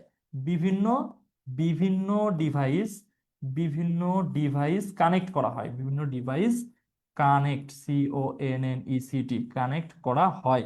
ঠিক আছে, তার মানে কি এখানে দেখো যে হাব হচ্ছে ডিভাইস, একটা ডিভাইস, কিন্তু কোর ক্ল্যাডিং বাফার এগুলা হচ্ছে এই যে আমরা যে ওয়্যার ব্যবহার করি না, WIRE ওয়্যার, বা হচ্ছে কেবল ব্যবহার করি না, কেবল, এই কেবলের ইনস্ট্রুমেন্ট, মানে এগুলা দিয়ে সাধারণত কেবল তৈরি করা হয়। তা হাব তো কোনো কেবল না, এটা ডিভাইস। তার মানে হাব আমাদের প্রথমে বাদ দিতে হচ্ছে। কোএক্সিয়াল কেবল কোনগুলা? কোএক্সিয়াল কেবল হচ্ছে আমরা এই যে সাধারণত তোমার হচ্ছে ডিশ কেবল যেটাকে আমরা বলি, ঠিক আছে, ডিশ কেবলের যে ইয়াটা নেওয়া হয় না, মানে হচ্ছে এক ধরনের তার দিয়ে নেওয়া হয় না, মোটা কালো রঙের তার দিয়ে। এটা তো ওয়াইফাইও নেওয়া যায়, বাট স্পিড খুবই কম থাকে। এটা হচ্ছে কোএক্সিয়াল কেবল। কোএক্সিয়াল কেবলের উপরে কি থাকে? জ্যাকেট থাকে। জ্যাকেটের ভিতরে কি থাকে? এর মধ্যে কয়েকটা স্তর থাকে, ঠিক আছে, জ্যাকেট। তারপর দেখবে আরো দুইটা দুইটা স্তর থাকে, একটা হচ্ছে ফোমের, একটা হচ্ছে আরেক ধরনের ধাতব পদার্থের, আর এর ভিতরে কি থাকে? এর ভিতরে তামার একটা তার থাকে মূলত। এটা হচ্ছে coaxial cable. Twisted pair cable কি? টুয়েস্টেড মানে কি? TWISTED, twisted. আর এটা হচ্ছে পেয়ার, PAIR, পেয়ার। টুইস্টেড শব্দের অর্থ পেঁচানো। টুইস্ট মানে কি? প্যাচ না? টুইস্ট মানে প্যাচ, আমরা যেটা জানি। আর টুইস্টেড মানে যেটা পেঁচানো হয়েছে। পেয়ার মানে কি? পেয়ার মানে হচ্ছে জোড়া। পেয়ার মানে কি? জোড়া। অর্থাৎ যেই তার জোড়ায় জোড়ায় জড়ানো থাকে, পেঁচানো থাকে, সেটা হচ্ছে টুইস্টেড পেয়ার কেবল। এই তারগুলো কেমন থাকে? এর মধ্যে 4 জোড়া তার থাকে, 8টা তার থাকে, এবং দুইটা দুইটা করে পেঁচানো থাকে। দুইটা দুইটা করে পেঁচানো থাকে, নিয়ে কি হয়, 4 জোড়া তার ভিতর দিয়ে প্রবাহিত হয়। উপরে একটা জ্যাকেট থাকে, আর ভিতরে এমন 4 জোড়া তার তো চলতে থাকে। প্রত্যেক জোড়াতে একটা করে কমন কালার থাকে। কমন কালার সাদা হতে পারে, কিছু ক্ষেত্রে কালো হতে পারে। আর বাকি যে কালারগুলো আছে সেগুলো হচ্ছে বাদামি হয় একটা, গোলাপি হয় একটা, নীল হয় একটা সাধারণত। আচ্ছা, তো এটাকে কি বলে? Twisted pair cable. R optical fibre cable কি? অপটিক্যাল ফাইবার মানে যেইখানে তোমার ডেটা প্রবাহিত হয় কিসের মাধ্যমে? অপটিক্সের মাধ্যমে। অপটিক মানে কি? অপটিক মানে আমরা বুঝি কাঁচ, ঠিক আছে, কাঁচ। কাঁচকে আমরা বলি অপটিক। তোমরা যারা চশমার দোকানে কখনো গিয়েছো, চশমার দোকানে দেখা লেখা থাকে না যে ঢাকা অপটিক্স, ঠিক আছে, মানে ওরা কাঁচ নিয়ে কাজ করে মূলত। তো এই কাঁচে কি হয়? আলোর পূর্ণ অভ্যন্তরীণ প্রতিফলন হয় না? আলোর পূর্ণ অভ্যন্তরীণ প্রতিফলন, আলোর পূর্ণ পূর্ণ অভ্যন্তরীণ প্রতিফলন, প্রতিফলন, আলোর পূর্ণ অভ্যন্তরীণ প্রতিফলন হয়। তো এই যে আলোর পূর্ণ অভ্যন্তরীণ প্রতিফলন ব্যবহার করে যেখানে ডেটা প্রবাহিত হয়, সেটাকে কি বলা হয়? Optical fibre cable. আচ্ছা, কিভাবে হয়? ধরো এর মধ্যে এমন ভাবে কি তৈরি করা হয়েছে, কাচের একটা অংশ তৈরি করা হয়েছে, আলো এর মধ্যে প্রবাহিত হবে, ডেটাটা মূলত আলো আকারে যাবে। তো এইখানে এটা পড়লো, আমি ধরলাম এটা যেহেতু কাঁচ, এটা রিফ্লেক্ট করবে, এখানে আসবে, এটা এখান থেকে রিফ্লেক্ট হবে, এখানে আসবে, প্রতিফলন হবে আর কি। রিফ্লেকশন মানে কি? প্রতিফলন। এইভাবে ভাবে কি হবে? চলতে থাকবে। এবং এটা কিভাবে যাবে? রিফ্লেক্ট হয় মূলত কি? আলো না? আলো। তো তোমরা জানো যে দুনিয়াতে সব থেকে গতিশীল বস্তু হচ্ছে আলো, ঠিক আছে, যে কারণে এই কেবলে স্পিড খুব বেশি, যেটা স্পিড খুবই বেশি থাকে। এর উপরে যে কাভারটা থাকে সেটাকে বলা হয় কোর। এই কোরের নিচে আরেকটা অংশ থাকে, যেটা হচ্ছে মূলত ওই ভিতরের অংশটা, কাছের যে অংশটা সেটাকে প্রোটেক্ট করে, সেটাকে কি বলা হয়? ক্ল্যাডিং। আর এর মধ্যে, সরি সরি, কোর হচ্ছে উপরে টানা, কোর হচ্ছে ভিতরের অংশটা, মানে কাছের যে অংশটা সেটা হচ্ছে কোর, এর উপরে যে অংশ সেটা হচ্ছে ক্যাডিং, আর বাফার হচ্ছে উপরের জ্যাকেটটা। ঠিক আছে, বাফার হচ্ছে কি? উপরের জ্যাকেটটা। কোর হচ্ছে ভিতরে কাচের অংশটা। তাহলে কোর, ক্ল্যাডিং, বাফার এগুলো যে তৈরি হয় কি? Optical fibre cable. তাহলে অপটিক্যাল ফাইবার কেবল কিভাবে কাজ করে? অপটিক্যাল ফাইবার কেবল কিভাবে কাজ করে এটা আশা করি তোমরা বুঝতে পেরেছো, আলোচনা থেকে বুঝতে পেরেছো। টুইস্টেড পেয়ার কেবল কি বুঝতে পেরেছো, কোএক্সিয়াল কেবল কি বুঝতে পেরেছো। টেক্সট বইতে দেখবা প্রত্যেকটা সুবিধা অসুবিধা সবকিছু দেওয়া আছে, পড়বা একটু জাস্ট। বাহ, খুবই মেধাবী শিক্ষার্থী আমাদের এগুলা, মানে একদম সাথে সাথে ফটো দিয়ে দিচ্ছে। সুরায়না শ্রেণী, থ্যাংক ইউ। ওকে। পরের কোশ্চেনে যাই। আমি ফেসবুকে দেখতে পারতেছি না, কারণ আমার ফোন অফ হয়ে গেছে, বললাম না ফোন অলমোস্ট ডেড। এটা দেখো, কাজ হচ্ছে না আর কোনো, ফোন অফ হয়ে পড়ে আছে এখানে, চার্জ শেষ হয়ে গেছে মনে হয়। আচ্ছা, 14 নম্বর কোশ্চেন। কোন ডকুমেন্ট মেইলের মাধ্যমে এক স্থান হতে অন্য স্থানে প্রেরণ কোন ধরনের কমিউনিকেশন সিস্টেম? মেইলের মাধ্যমে, মেইল বলতে আমরা কি বুঝি? ইমেইল যেটাকে আমরা বলি, ঠিক আছে, ইমেইল করাকে সংক্ষেপে মেইল বলা হয়। আচ্ছা, মেইলের মাধ্যমে এক স্থান হতে অন্য স্থানে প্রেরণ কোন ধরনের communication system? Optical communication system, radio communication system, duplex communication system, নাকি ডিজিটাল কমিউনিকেশন সিস্টেম? দেখো, অপটিক্যাল তো হচ্ছে কেবল, তাই না? অপটিক্যাল কি? অপটিক্যাল হচ্ছে কেবল, অপটিক্যাল ফাইবার কেবল। তো মেইল তো আর কেবলের মাধ্যমে করা হয় না, তাহলে আমরা খুব সহজে এটা বাদ দিচ্ছি। রেডিও, সাধারণত রেডিও সিগন্যালের মাধ্যমে পাঠানো হয়। রেডিও সিগন্যালের মাধ্যমে কখনো মেইল করা যায় না, ঠিক আছে? রেডিও সিগন্যালের মাধ্যমে কখনো মেইল করা যায় না। রেডিও সিগন্যাল কেমন? মানে তুমি হচ্ছে এখানে সেন্ডার ভাই বসে আছো, আর তোমার রিসিভার হচ্ছে এখানে বসে আছে, তুমি ডেটা এখান থেকে পাঠাবা, সেটা কি হবে? সেটা মহাকাশে যে স্যাটেলাইট আছে, ঠিক আছে, মানে মহাকাশে স্যাটেলাইটটা আছে, সেই স্যাটেলাইটে সেটা সেন্ড করবে, এটা হচ্ছে স্যাটেলাইট। তারপর কি করবে? এখান থেকে রিসিভারকে ডিটারমাইন করবে, তারপর রিসিভারকে পাঠিয়ে দিবে। দেখবা তোমার যে রেডিওটা তোমার বাসায় আছে, তার উপরে অ্যান্টেনা আছে, যার কাছে পাঠাচ্ছ তার কাছে অ্যান্টেনা আছে, এই অ্যান্টেনা গুলো মূলত এটার সাথে কি করে? কানেক্ট করে। তো মেইল তো আর এইভাবে যায় না। আচ্ছা, ডুপ্লেক্স কমিউনিকেশন সিস্টেম, ডুপ্লেক্সের সাথে তো আসেই না, কারণ ডুপ্লেক্স হচ্ছে একই সাথে কথা বলতে পারবা, ঝগড়া করতে পারবা, বকাবকি করতে পারবা, এইটা যেমন মোবাইল ফোনে করা হয়। তো মেইল তো আর ডুপ্লেক্সের মধ্যে ভাবে করা যায় না, তাহলে এটাও বাদ। ডিজিটাল কমিউনিকেশন সিস্টেম, মেইল হচ্ছে কি? Digital communication system. একসময় আমরা কি করতাম? এক সময় আমাদের সবার বাড়িতে কি থাকতো? এমন একটা বক্স থাকতো, তার উপরে লেখা থাকতো কি? Mail box, mail box. এবং সেইখানে আসতো কে? সেখানে আসতো ডাক হরকরা বা পোস্টম্যান। তিনি এসে কি করতেন? এখানে চিঠি ফেলে যাইতেন। বা মেইল বক্স যার বাসাতে নাই, তাকে তাদেরকে বাসায় এসে কি করতো? ডাকতো, যে আপনার নামে একটা চিঠি আসছে। তো এই পদ্ধতিটাকে আমরা ডিজিটাল ওয়েতে নিয়ে আসছি, ইমেইলের মাধ্যমে। এই যে এখানে যেটা আপনাকে মেইল বলছি, সেটার মধ্যে হচ্ছে ইমেইল, এটা হচ্ছে ডিজিটাল কমিউনিকেশন সিস্টেম। তাহলে কোনটা কারেক্ট আনসার এখানে? কারেক্ট আনসার হচ্ছে অপশন ডি। কি বুঝতে পারছো বিষয়টা? আচ্ছা, তাহলে দেখো, সেকেন্ড চ্যাপ্টার কিন্তু এমসিকিউ এর জন্য খুব সুন্দর একটা অংশ, খুবই সুন্দর, খুবই সুন্দর একটা অংশ। আচ্ছা, ঠিক আছে। 15 নম্বর কোশ্চেন, ট্রান্সমিশন সিস্টেম হলো। ট্রান্সমিশন সিস্টেম আমরা দেখছি না, ডেটা ট্রান্সমিশন সিস্টেম হচ্ছে 5টা স্টেপে স্টেপে শেষ হয়। তো ট্রান্সমিশন সিস্টেম মূলত কোনটা? দেখো, মাধ্যম, প্রাপক, প্রেরক, গন্তব্য। উৎসটা নাই অপশনে, কারণ যে 4টা অপশনে বেশি দেওয়া যাবে না, উৎসকে বাদ দেওয়া হয়েছে, বাকি 4টা দেওয়া আছে, মাধ্যম, প্রাপক, প্রেরক, গন্তব্য। তো ট্রান্সমিশন সিস্টেমের 4টাই হচ্ছে ধাপ, বাট এর মধ্যে এক্স্যাক্টলি কোনটাকে একদমই ট্রান্সমিশন সিস্টেম হিসেবে উল্লেখ করা হয়? মাধ্যম, প্রাপক, প্রেরক, নাকি গন্তব্য? কোনটাকে? আচ্ছা, মূলত যে ট্রান্সমিট করে, যে ট্রান্সমিট করে তাকে বলা হয় ট্রান্সমিশন সিস্টেম। তাকে কি বলা হয়? Transmission system. আসলে ট্রান্সমিটটা কে করে? ট্রান্সমিটটা করে হচ্ছে মিডিয়া বা মাধ্যম, ঠিক আছে? সেটা হতে পারে কি? সেটা হতে পারে তার মাধ্যম, সেটা হতে পারে কি? তার বিহীন মাধ্যম, তার মাধ্যম বা তার বিহীন মাধ্যম। আচ্ছা, এখন আমি যদি আলোচনা করি যে তার মাধ্যমের মধ্যে কি আছে, তার মাধ্যমের এটা কিন্তু এর সাথে না, বুঝছো? এটা হচ্ছে এর সাথে, এটা হচ্ছে এর সাথে আলোচনা। তার মাধ্যমের মধ্যে কি আছে? তার মাধ্যমের মধ্যে এইখানে যেগুলো আলোচনা করলাম এগুলা। এর মধ্যে আছে হচ্ছে কো এক্সিয়াল কেবল, কো এক্সিয়াল কেবল। তারপরে আছে হচ্ছে টু স্টেট পেয়ার কেবল, এটা ইংলিশে লিখে দিই। আচ্ছা, তারপরে কি আছে? Fibre optic cable, fibre optic cable, ঠিক আছে? এগুলো হচ্ছে কি? তার মাধ্যম। আর তার বিহীন মাধ্যমের মধ্যে কি আছে? তার বিহীন মাধ্যমের মধ্যে আছে হচ্ছে ব্লুটুথ, ওয়াইফাই, তারপর কি আছে? আহ আচ্ছা, না না না না না, ওয়াইফাই ওয়াই ম্যাক্স না,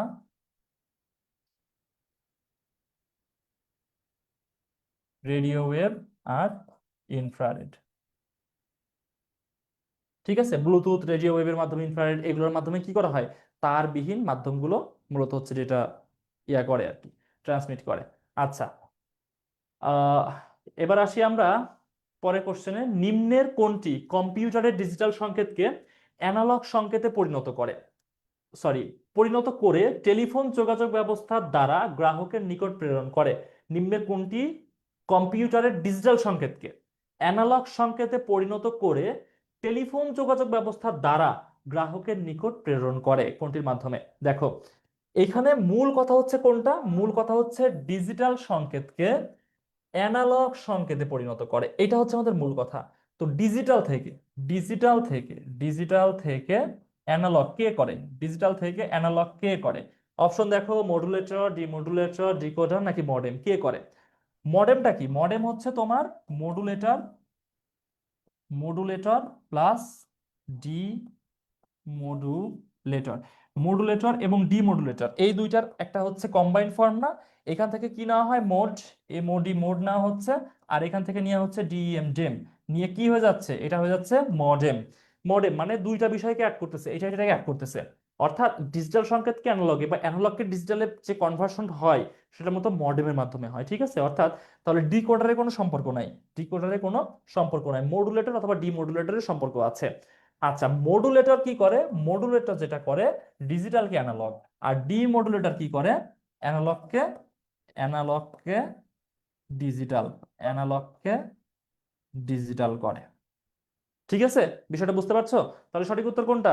সঠিক উত্তর হচ্ছে অপশন এ, মডুলেটর। ঠিক আছে, একটু দ্রুত যাই কারণ তোমাদের সামনে পরীক্ষা, এখন খুব বেশি সময় নেওয়া যাবে না, দ্রুত আলোচনা করছি। হ্যাঁ, 17 নম্বর কোশ্চেন, ডেটা ট্রান্সমিশন রেটকে কি বলে? ব্যান্ডউইথ, ভয়েস ব্যান্ড, কি বলে? ডেটা ট্রান্সমিশন রেটকে, দেখো ডেটা ট্রান্সমিশন রেটকে বলা হয় ব্যান্ডউইথ। এখন এই ব্যান্ডউইথের ক্লাসিফিকেশন আছে, ব্যান্ডউইথের ক্লাসিফিকেশন হচ্ছে ভয়েস ব্যান্ড, সরি, প্রথমে হচ্ছে ন্যারো ব্যান্ড,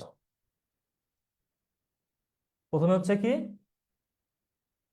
ন্যারো ব্যান্ড, তারপরে হচ্ছে ভয়েস ব্যান্ড, তারপরে হচ্ছে কি ব্রড ব্যান্ড। আচ্ছা, এই প্রত্যেকটা আবার স্পিড আছে না? প্রত্যেকটার স্পিড আছে, সেই স্পিড গুলো কত কত আমরা দেখে নিই একটু। ন্যারো ব্যান্ডের স্পিড কত? ন্যারো ব্যান্ডের স্পিড কত? সাধারণত হচ্ছে 45 বিট পার সেকেন্ড থেকে 300 বিট পার সেকেন্ড, এটা হচ্ছে ন্যারো ব্যান্ডের। ভয়েস ব্যান্ডের কত?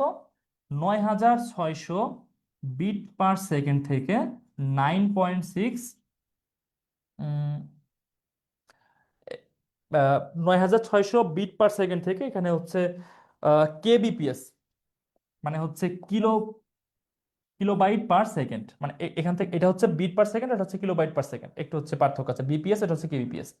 আর যেটা হচ্ছে ব্রডব্যান্ড, ব্রডব্যান্ড সাধারণত হচ্ছে 1 এমবিপিএস বা 1 মেগাবাইট পার সেকেন্ড থেকে আনলিমিটেড পর্যন্ত, ঠিক আছে? আনলিমিটেড মানে এর থেকে বেশি যা হবে সবকিছু হচ্ছে ব্রডব্যান্ড। তাহলে কি বুঝতে পারছো ব্যান্ডউইথের যে ক্লাসিফিকেশন গুলো, এগুলো এমসিকিউ তে আসতে পারে বা হচ্ছে তোমার সৃজনশীলও আসতে পারে, ঠিক আছে? যে হচ্ছে ডেটা ট্রান্সমিশনের যে রেট আছে সেটা এক্সপ্লেন করা এক কথায়, ঠিক আছে? এটাকে কি বলা হয়? ব্যান্ডউইথ। ব্যান্ডউইথকে তুমি যদি একদমই সহজ ভাষায় এক্সপ্লেন করো, ব্যান্ডউইথকে কি বলা হবে? ব্যান্ডউইথকে বলা হবে হচ্ছে ইন্টারনেটের ইন্টারনেটের গতি।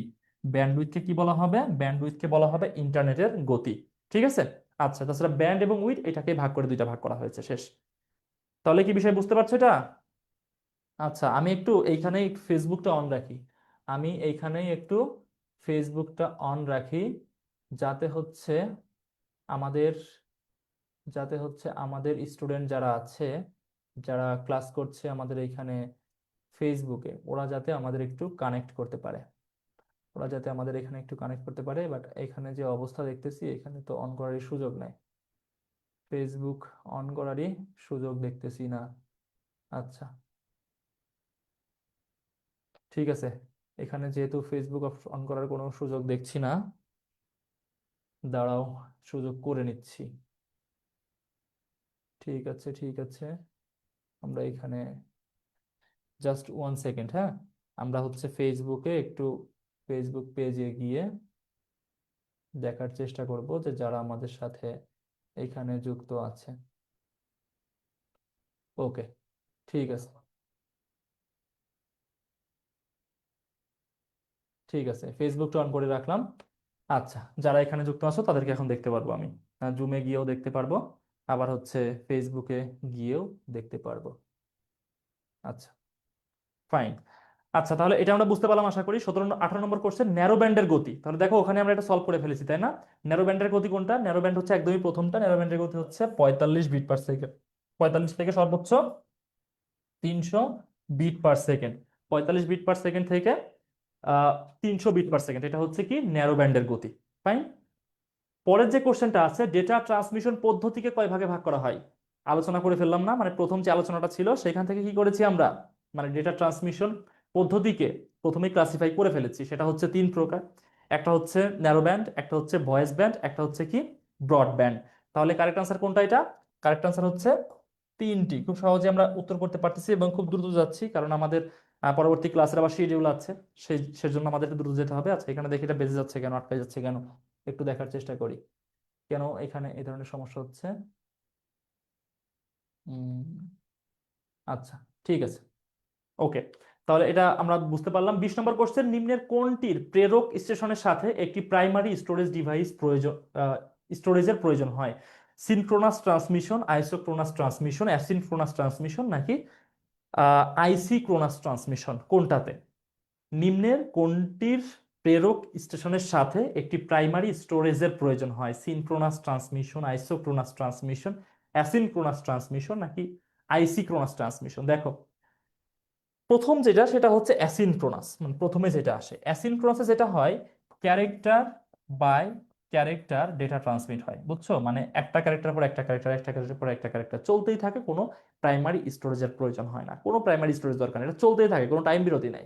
আচ্ছা, তারপর যেটা আসে সেটা হচ্ছে সিনক্রোনাস। সিনক্রোনাসে যেটা হয়, সরি এটা ক্রস দিলাম কেন, সিনক্রোনাসে যেটা হয় সেটা হচ্ছে এইখানে ক্যারেক্টারগুলো এসে এক জায়গাতে জমা হয়, জমা হয়ে ব্লক আকারে, মানে অনেকগুলো যখন জমা হয় একটা ব্লক তৈরি করে, এই ব্লকগুলো একসাথে ট্রান্সমিট হয়, মানে থেমে থাকে, বুঝছো? মানে ক্যারেক্টার আসতেছে আসতেছে আসতেছে থেমে যায়, থেমে যখন একটা ব্লক হয়ে যায় তারপর যে ট্রান্সমিটেড হয়ে যায়, মানে টাইম গ্যাপ থাকে এখানে। তাহলে এই যে ব্লকগুলো তৈরি হয়, এই ব্লকগুলো যেখানে তৈরি হয় সেটাকেই বলা হয় প্রাইমারি স্টোরেজ। সেটাকে কি বলা হয়? প্রাইমারি স্টোরেজ বলা হয়। তাহলে সঠিক উত্তর কোনটা? নিশ্চয়ই সিনক্রোনাস। আর আইসোক্রোনাসে যেটা হয়, ক্যারেক্টার বাই ক্যারেক্টার আসে, সাথে সাথে ব্লক তৈরি হয়, ট্রান্সমিটও হয়ে যায়, কিন্তু দেখো এইখানে কি হতো, এটার ভালো গুণ ছিল কোনো টাইম গ্যাপ থাকে না, চলতেই থাকে। আর এটার ভালো গুণ ছিল কি, ব্লক আকারে যায় যে কারণে স্পিড বেশি। তো এই আইসোক্রোনাস হচ্ছে হাইব্রিড, এটা হচ্ছে কি, এটা হচ্ছে হাইব্রিড, এই দুইটার ভালো গুণগুলো অ্যাড করে, অর্থাৎ ক্যারেক্টার বাই ক্যারেক্টার চলে, আবার ব্লক আকারে চলে, কিন্তু কোনো টাইম গ্যাপ থাকে না। ঠিক আছে, এটা হচ্ছে নিয়ম। ওকে, 21 নম্বর কোশ্চেন, থার্ড চ্যাপ্টারে চলে এসেছে। শূন্য এর ব্যবহার ছিল না কোন সংখ্যা পদ্ধতিতে? রোমান ও ইউরোপিয়ান সংখ্যা পদ্ধতিতে, ভারতীয় আরবীয়দের সংখ্যা পদ্ধতিতে, ভারতীয় উপমহাদেশ আরবীয়দের সংখ্যা পদ্ধতিতে? কোনটাতে? একটু দ্রুত যাই, হ্যাঁ, একটু দ্রুত যাব আমরা, বাকি 30টা ইনশাল্লাহ আমরা 30 মিনিটের আগেই শেষ করে ফেলবো। আচ্ছা, যদিও পরের এমসিকিউ গুলো বেশি কঠিন।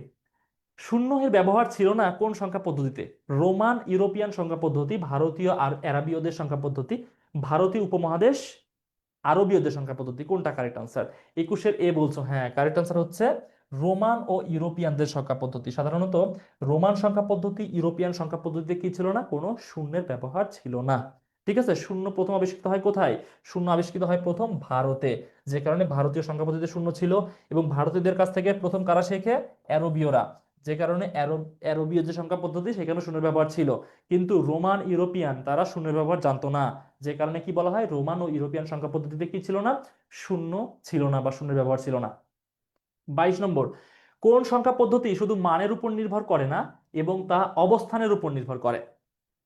কোন সংখ্যা পদ্ধতি শুধু মানের উপর, এখানে দেখো কি বলছে, মানের উপর একটা কথা, আরেকটা হচ্ছে কি অবস্থানের উপর, অবস্থানের উপর হচ্ছে আরেকটা কথা।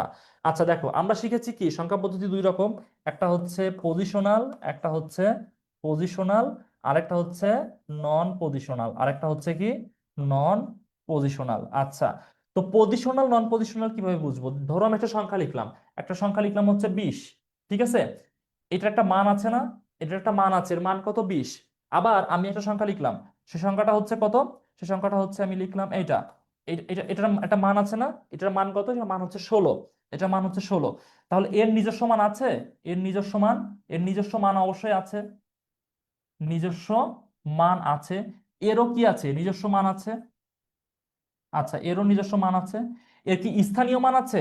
অবশ্যই আছে, এটা হচ্ছে একক, একক স্থানীয় মান। আর এটা হচ্ছে কি দশক স্থানীয় মান। ঠিক আছে, কিন্তু এর কি স্থানীয় মান আছে? না, এইটা একক, এটা দশক, এটা শতক বলা যাবে না, কারণ এখানে শতক পর্যন্ত গেছে, যাই তো নি। তার মানে কি এর নিজস্ব মান আছে, এর স্থানীয় মান আছে, এর স্থানীয় মান আছে, নিজস্ব মান স্থানীয় মান দুইটাই আছে। আর এর কি আছে? শুধু নিজস্ব মান। তো যার দুইটাই আছে তাকে কি বলা হয়? পজিশনাল। যার স্থানীয় মান আছে, স্থানীয় শব্দের ইংলিশ হচ্ছে পজিশনাল, সেটাকে আমরা কি বলি? পজিশনাল সংখ্যা পদ্ধতি। আর যার শুধু একটা আছে, শুধু নিজস্ব মান আছে, স্থানীয় মান নাই বা পজিশনাল মান নাই, তাকে কি বলা হয়? নন পজিশনাল। তাহলে শুধু মানের উপর নির্ভর করে না, বরং তা অবস্থানের উপর নির্ভর করে। তার মানে কি? নিজস্ব মান লাগবে, স্থানীয় মানও লাগবে, তার মানে সেটা কি হতে হবে? পজিশনাল হতে হবে। অপশন অপশন সিতে দেখো আছে পজিশনাল। নন পজিশনাল কি আমরা তো ব্যাখ্যা করলাম, এটা যেমন এই যে রোমান সংখ্যা পদ্ধতি আছে, মিশরীয় সংখ্যা পদ্ধতি, এগুলা বাইনারি, অক্টাল, এগুলা হচ্ছে পজিশনাল সংখ্যা পদ্ধতির বিভিন্ন ফর্ম। ঠিক আছে? আচ্ছা, তাহলে এটা আমাদের আলোচনাতে এখনই আসবে না, পরে আসবে। আর এই দুইটার মধ্যে আলোচনা, তার মধ্যে কারেক্ট আনসার হচ্ছে অপশন সি। 23 নম্বর কোশ্চেন, ডেসিমেল 16 দ্বারা বাইনারি সংখ্যা পদ্ধতির মান কত?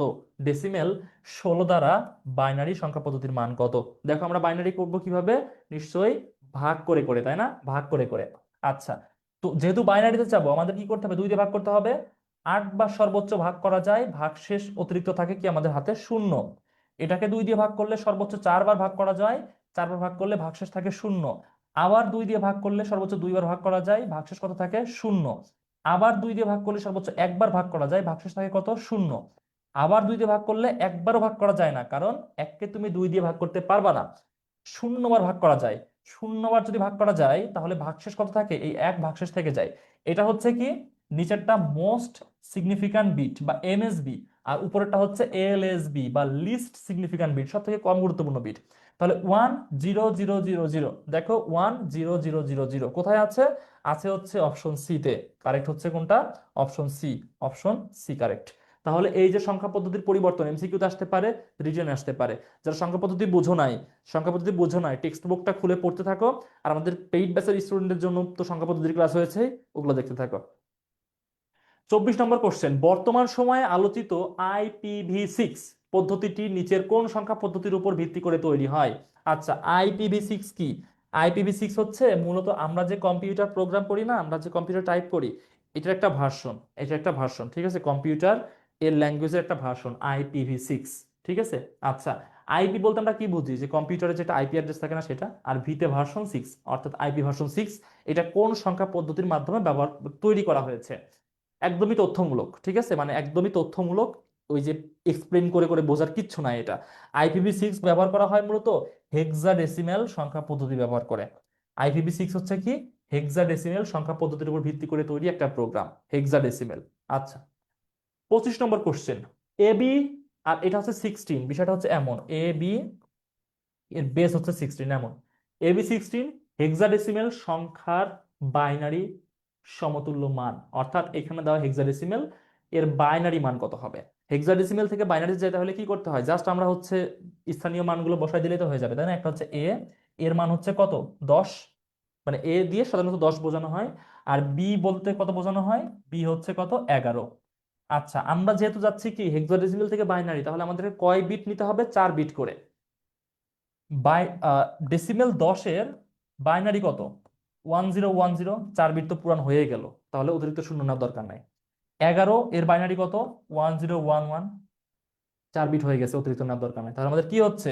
10101011। কোথায় আছে দেখো তো? 10111 মিললো না? 10101011, তাহলে দেখো অপশন বি মিলে গেছে। অপশন বি মিলে গেছে, অপশন বি কারেক্ট। এগুলো দেখো মিলতেছে না তার সাথে। তাহলে কি বুঝতে পারলা এটা? তাহলে সংখ্যা পদ্ধতির রূপান্তর তোমাকে কি দিতে পারে? পরীক্ষাতে দিতে পারে, রিটেনে, এমসিকিউতে, দুই জায়গাতে আসতে পারে। 26 নম্বর কোশ্চেন, 26 নম্বরে বলতেছে একটা সংখ্যা দেওয়া আছে, তার অক্টাল মান কত? বাইনারি থেকে কিসে যেতে হবে? অক্টালে যেতে হবে। জাস্ট আমি সংখ্যাটা লিখি, দেখো 101011.101। এটা একটা সংখ্যা দেওয়া, অক্টালে যেতে হবে, বাইনারি থেকে অক্টাল। তার মানে কি 3 বিট করে নিতে হবে না? 3 বিট নিতে হবে। কয় বিট করে নিতে হবে? 3 বিট করে। এই দিক থেকে নিব আমরা 3 বিট। এখান থেকে 2 বিট আছে, একটা শূন্য দিয়ে নিলাম। আর এখান থেকে এই দিকে যাবে 3 বিট। হ্যাঁ, এইগুলো এইদিকে নিতে হবে, আর এইগুলো হচ্ছে এইদিকে। ওকে, তো 101 বলতে আমরা কতকে বুঝি? 101 বলতে আমরা ডেসিমেলে বা অক্টালে 5 কে বুঝি। 5 কে বুঝি। আর এখানে এইদিকে একটা শূন্য থাকলে তার কোনো মান নাই। 1010 বলতে আমরা কতকে বুঝি? অক্টালে বা ডেসিমেলে 10 হচ্ছে 2। 101 বলতে আমরা কি এখানে 5 বুঝছি, তার মানে এখানেও 5। এখানেও 5, মাঝে একটা আছে রেডিক্স পয়েন্ট। মাঝের এই পয়েন্টটাকে কি বলে? মাঝের এই পয়েন্টটাকে বলে হচ্ছে RADIX, radix, POINT, point, radix point বা সংক্ষেপে পয়েন্ট বলা হয়, বা দশমিক বলা হয় বাংলাকে। আচ্ছা, তাহলে 25.5 অপশনে কোথায় আছে? 25.5 এইখানে আছে, বলতেছে অক্টালে পরিণত করতে, তার মানে এটা হচ্ছে একটা অক্টাল সংখ্যা। উত্তর কোনটা হচ্ছে? উত্তর হচ্ছে অপশন এ। কি বোঝা যায় এটা? বুঝতে অসুবিধা হয় কোনো? আশা করি অসুবিধা নাই কোনো। আচ্ছা ঠিক আছে। 27 নম্বর কোশ্চেন, 469 ডেসিমেল সংখ্যার বিসিডি মান কত? অনেক সময় কি বিসিডি কোডে কনভার্ট করতে বলে না, বিসিডি কোডে কনভার্ট করতে বলে। তাহলে দেখি আমরা 469 বিসিডি কোডের বেস কত? বিসিডি কোডের বেস হচ্ছে 4। তাহলে আমাদেরকে চারটা করে কি নিতে হবে? চারটা করে বিট নিতে হবে। ওকে, তো আমরা যদি নাইনে আসি, নাইনে যদি আসি আমরা, তো নাইনের, নাইন যদি একটা ডেসিমেল সংখ্যা হয়, তো সেইটার বাইনারি মানটা কত? তার বাইনারি মানটা কত? হিসাব একটু মাথা খাটাও তো। আমরা জানি হচ্ছে 10 হচ্ছে 1010, তার মানে 9 হচ্ছে 1001, এটা হচ্ছে 9, তাই না? 1001, 1001, 4 বিট পূরণ হয়ে গেছে, তার মানে আমাদের কোনো সমস্যা নাই, কারণ বিসিডি কোড করতে হলে 4 বিট করে নিতে হবে। 6 কত? 6 কত? 6 হচ্ছে 110, তাই না? 110, যেহেতু 4 বিট নিতে হবে, তার মানে কি একটা সামনে শূন্য দিয়ে নিতে হবে, সিম্পল। 4 কত? 4 হচ্ছে 100, 100, তো সামনে কি দিয়ে নিতে হবে? 4 বিট পূরণের জন্য একটা জিরো দিয়ে নিতে হবে। তাহলে আমাদের কি হচ্ছে? চারটা যোগ করলে দেখো তো, 0100, 0110, 1001, এইটা আমরা একটু মেলাই। আচ্ছা দেখো, 0100, 0100 মিলতেছে, ফাইন। 11, 11, 01, 01, তারপর 001, 001, প্রথমটাই মিলে গেছে, তার মানে কারেক্ট আনসার হচ্ছে অপশন ক। কি বুঝতে পারলা এটা? বুঝতে পারতেছো? কঠিন কিছু আমার কাছে মনে হচ্ছে না, কঠিন কিছু। এই ধরনের সংখ্যা পদ্ধতি পরিবর্তন পরীক্ষাতে আসবে। নিচের কোনটি একই ধরনের গেট? নিচের কোনটি একই ধরনের গেট? আচ্ছা, গেট কত রকম আছে? গেট কত রকম আছে? একটা হচ্ছে মৌলিক গেট, একটা হচ্ছে মৌলিক গেট, একটা হচ্ছে কি মৌলিক গেট, আরেকটা গেট কি, আরেকটা হচ্ছে হাইব্রিড। ঠিক আছে, একটা হচ্ছে বিশেষ গেট বা হাইব্রিড গেট। বিশেষ গেট একটা আছে, আরেকটা হচ্ছে কি হাইব্রিড গেট। আচ্ছা, হাইব্রিড বা হচ্ছে ভিন্ন নামে তুমি বলতে পারো। মৌলিক গেট কোনগুলা? মৌলিক গেট হচ্ছে and gate, or gate, not gate. হ্যাঁ, মৌলিক কোনগুলা? মৌলিক, আমি আবার এখানে একটু লিখি কারণ এখানে জায়গা নাই। মৌলিক হচ্ছে অর গেট, মৌলিক হচ্ছে অ্যান্ড গেট, মৌলিক হচ্ছে নট গেট। আচ্ছা, আর যৌগিক যেগুলা, যৌগিক গেট বা হাইব্রিড গেট যেটাকে আমি বললাম, যৌগিক হচ্ছে কোনগুলা? এই দুটা যোগ করে একটা হচ্ছে নর গেট, আরেকটা হচ্ছে ন্যান্ড গেট। এগুলো হচ্ছে যৌগিক গেট। আর বিশেষ কিছু গেট আছে, বিশেষ কিছু গেট আছে, সেটা হচ্ছে এক্সক্লুসিভ অর গেট, আরেকটা হচ্ছে এক্সক্লুসিভ নর গেট। আচ্ছা, এখন বলতেছে নিচের কোনটি একই ধরনের গেট? এই অপশনে একই ধরনের গেট হচ্ছে, তোমার যদি এই তিনটা থাকে, তোমার যদি এই তিনটা থাকে তাহলে একই ধরনের গেট হবে, যদি এই দুইটা থাকে একই ধরনের গেট হবে, যদি এই দুইটা থাকে একই ধরনের গেট হবে। কিন্তু আছে এই দুইটা, মাঝে আছে এই একটা, তাহলে সেটা একই ধরনের না। আবার আছে এই দুইটা দিয়ে দিছে এই একটার সাথে, তাহলে একই ধরনের না। তাহলে দেখি কোথায় মিলতেছে, অ্যান্ড, নট, নট। এখানে কি হলো? এই দুইটা একই ধরনের, সরি, এই দুইটা একই ধরনের কিন্তু এইটা একই ধরনের না, তাহলে এটা বাদ। এই দুইটা একই ধরনের, এইটা আলাদা, এটা বাদ। এইটা একরকম, এই দুইটা আরেক, এই দুইটা আরেক রকম, তাহলে এটাও বাদ। অ্যান্ড, নট, অর, দেখো অ্যান্ড, নট, অর, এইটা মিলে যাচ্ছে, এইটা মিলে যাচ্ছে, তাহলে কারেক্ট আনসার কোনটা? কারেক্ট আনসার হচ্ছে, কারেক্ট আনসার হচ্ছে কোনটা? Option D.